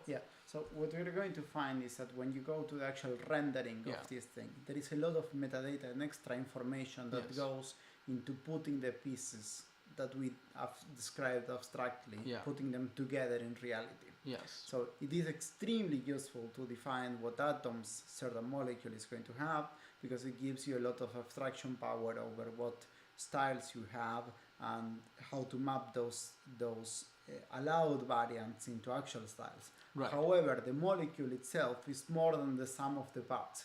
Yes. It's not just a list of atoms, it's a structured list of atoms with encoded restrictions that we do not represent in this information. Precisely. So, there is an effort going on.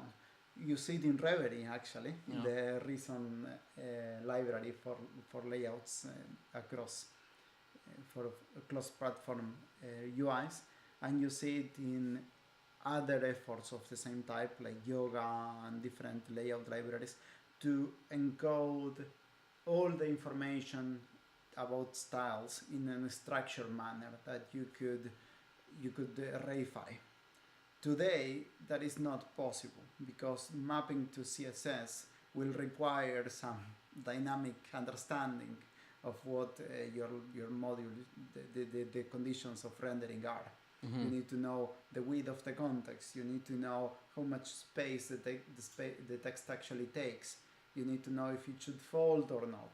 You need to know, you have a lot of small things here and there. And sometimes you have to patch a platform-specific thing. For example, what happens if the font hasn't loaded in web? And those are things that the design system will tell you nothing about. It could. You can specify it as much as you can, but in its conception, it does not concern itself with that. Right. So that information is encoded in the function that goes from the molecule name into the actual rendering of the molecule.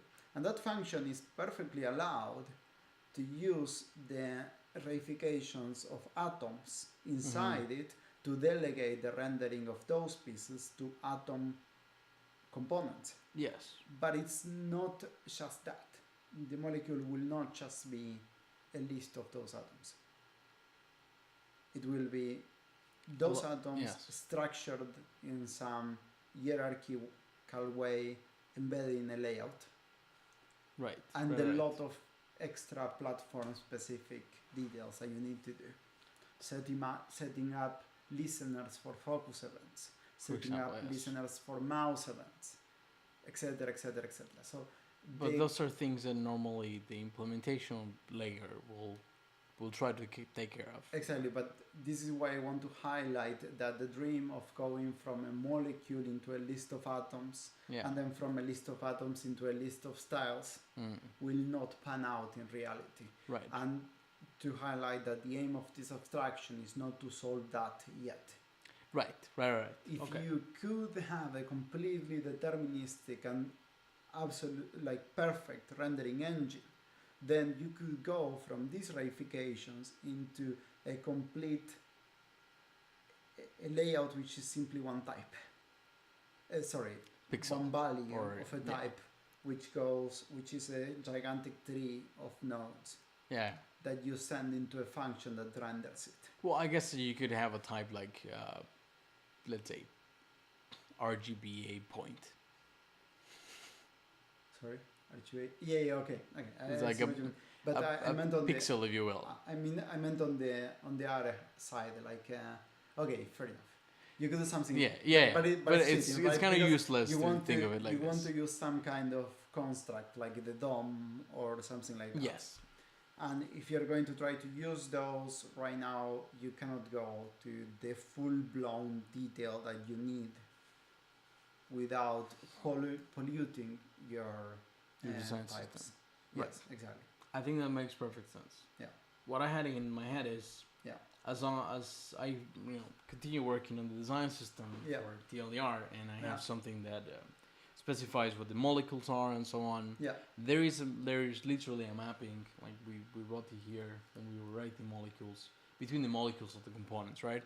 Right. And of course there will be a mapping between an organism and a component as well, because it's a collection of molecules, and possibly between the I don't know what the distinction between templates and pages is. Those names are really bad. That's why I wanted to use the other resource, but. I reckon that whatever comes after organism, you said ecosystem, was it? I call it an ecosystem, yes. Yes, yeah, I'd call it ecosystem before. That will also be another React component, and so on and so forth. So the further you go into the hierarchy, the less likely is that it's going to be a single component. It's going to turn out to be more like a composition pattern. Right, but you always have a top level component, right? Got it. So there's one component that might be composed by multiple components that are composed by multiple components. Fair enough. I see what you mean. Okay, so what I had in my head is, if I manage to encode the whole design system in this way, yeah, I will at some point have this, I'm going to call it DSL, like design system, let's just, DS yes, value, yes, right? And this DS value will essentially describe how, semantically, how the whole of the application should look. Yeah. Right? And then I can take that tree. Yeah. And then I can say, all right, I'm going to map this tree yes. to a series of print actions yes. for a CLI. Yeah. And I'm going to map this tree to a series, essentially to a Reverie tree.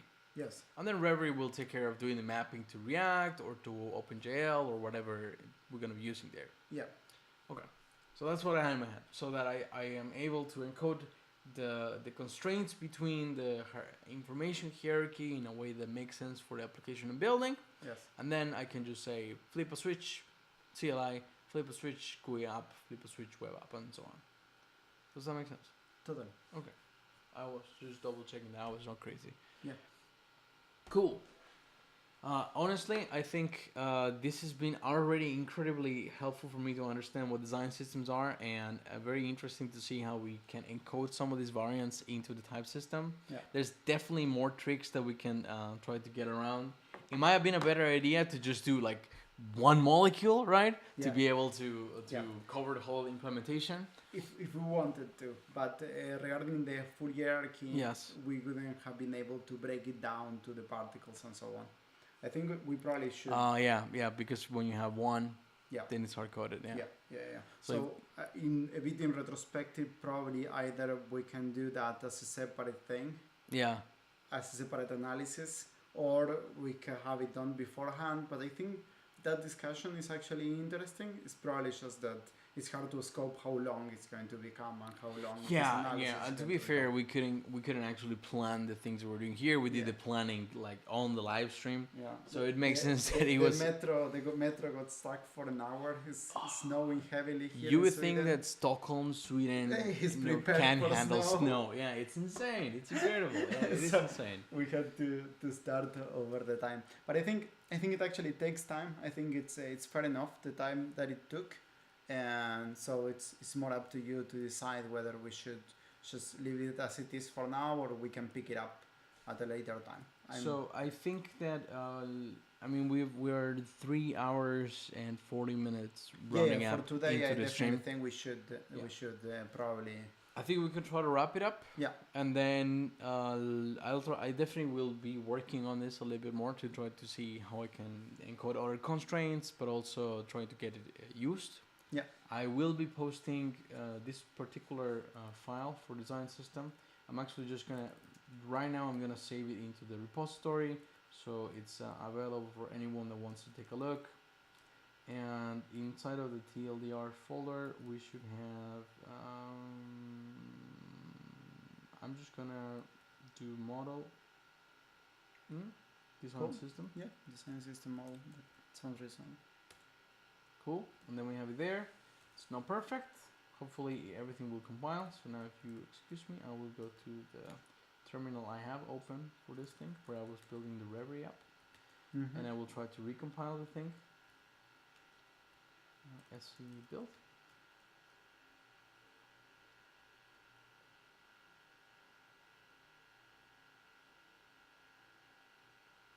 And I think we have a conflict because we've used main as a variant in several places. I will need to add the module that particular variant comes from. Right. But if I add that particular file, TLDR model, design system, commit, I'm going to say DS, begin design system. And thanks. Via. To look at my password, there we go. I think I can just push this, and then in the repository, This is GitHub Ostera TLDR, right? TLDR.jsx. I originally had a JS client that was written in Flow. No, I think it was just vanilla JavaScript, and then I rewrote the one in with React. It was written in Vue, in Vue, the original one, yeah. And then I said, I'm gonna use JSX, and that's yes. I think you should see the last commit. You should have the code there. I'm there. Brilliant. So we have here. Just going to put it in the stream. Oh, you know what? I should probably also move the notes that we took. So I'm gonna put that as design notes.md.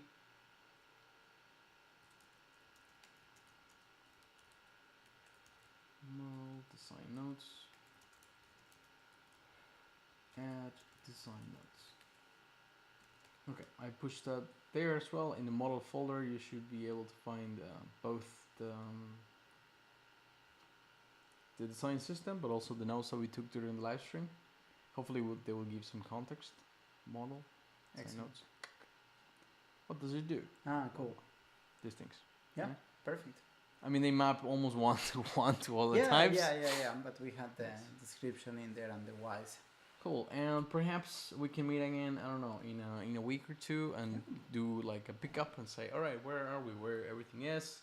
And I will definitely be pinging and talking to you about how to use this. If any of you have any questions about how to build a design system, just go into Twitter and tweet at Fernando. Just really annoy him with stuff. It will make me very, very happy. So this is his Twitter account. Hopefully it's okay for you to... Yeah, it's fine. I don't follow you? Well. Yes, okay, now I do. I follow you. TV tropes. I do JavaScript. He does JavaScript, people. I do JavaScript. Oh, I have not been super active on this. That's right. I just started recently. Yeah. Cool. Anyways. No, sounds very good. I think this is a good place to wrap up because we proved the main hypothesis here, which was that the design system concept applied effectively to the use case. And we also proved that there is value and it's possible to encode it in Reason. Yeah. So we can, of course, shake your hand. Yes. You can't see, but we just shook hands. Yeah. All right. So I think that's a really good place. Yes, I'm really happy with how this panned out as well. It's always nice talking to you. It's great having you live as well. We should definitely do more live streams together. Yes. Thank you for having me. It was a pleasure. Well, thank you everybody. I'm gonna call it a night here. And as always, if you liked any of what you saw, follow. This video will be on YouTube tomorrow morning or so. I will tweet about it. And do go to YouTube if you want to take a look at all the other live streams. YouTube, Reasonable Coding. Hopefully DuckDuckGo will find me. Coding tag Reasonable JavaScript. Oh my god, I am so unpopular. I am wildly unpopular. I'll just go to YouTube and search there. Hopefully I'll be logged in already. And if I'm not, this is just going to be even more embarrassing. That happens if I search for this. I am also switch account. I have a few accounts. I don't use just any of find them. you right away. That's perfect. Really? Yeah. Oh, that's nice. Okay. I am subscribed though. Okay, so you are subscribed. Okay, so if we search for Reasonable Coding, 68 subscribers, 74 subscribers. Impressive. 68, and then you click and it says 74. Yeah. Yeah. All right, that's good. And here you'll see all of the videos that we've been working on, and they have some description and some. They're very long. Some of them you can watch them, speed watch them if you want, or keep them in the background. But yeah, I guess what I'm trying to say is thanks for watching. Keep watching. I'll try to keep doing these things, and as always, stay reasonable. See ya.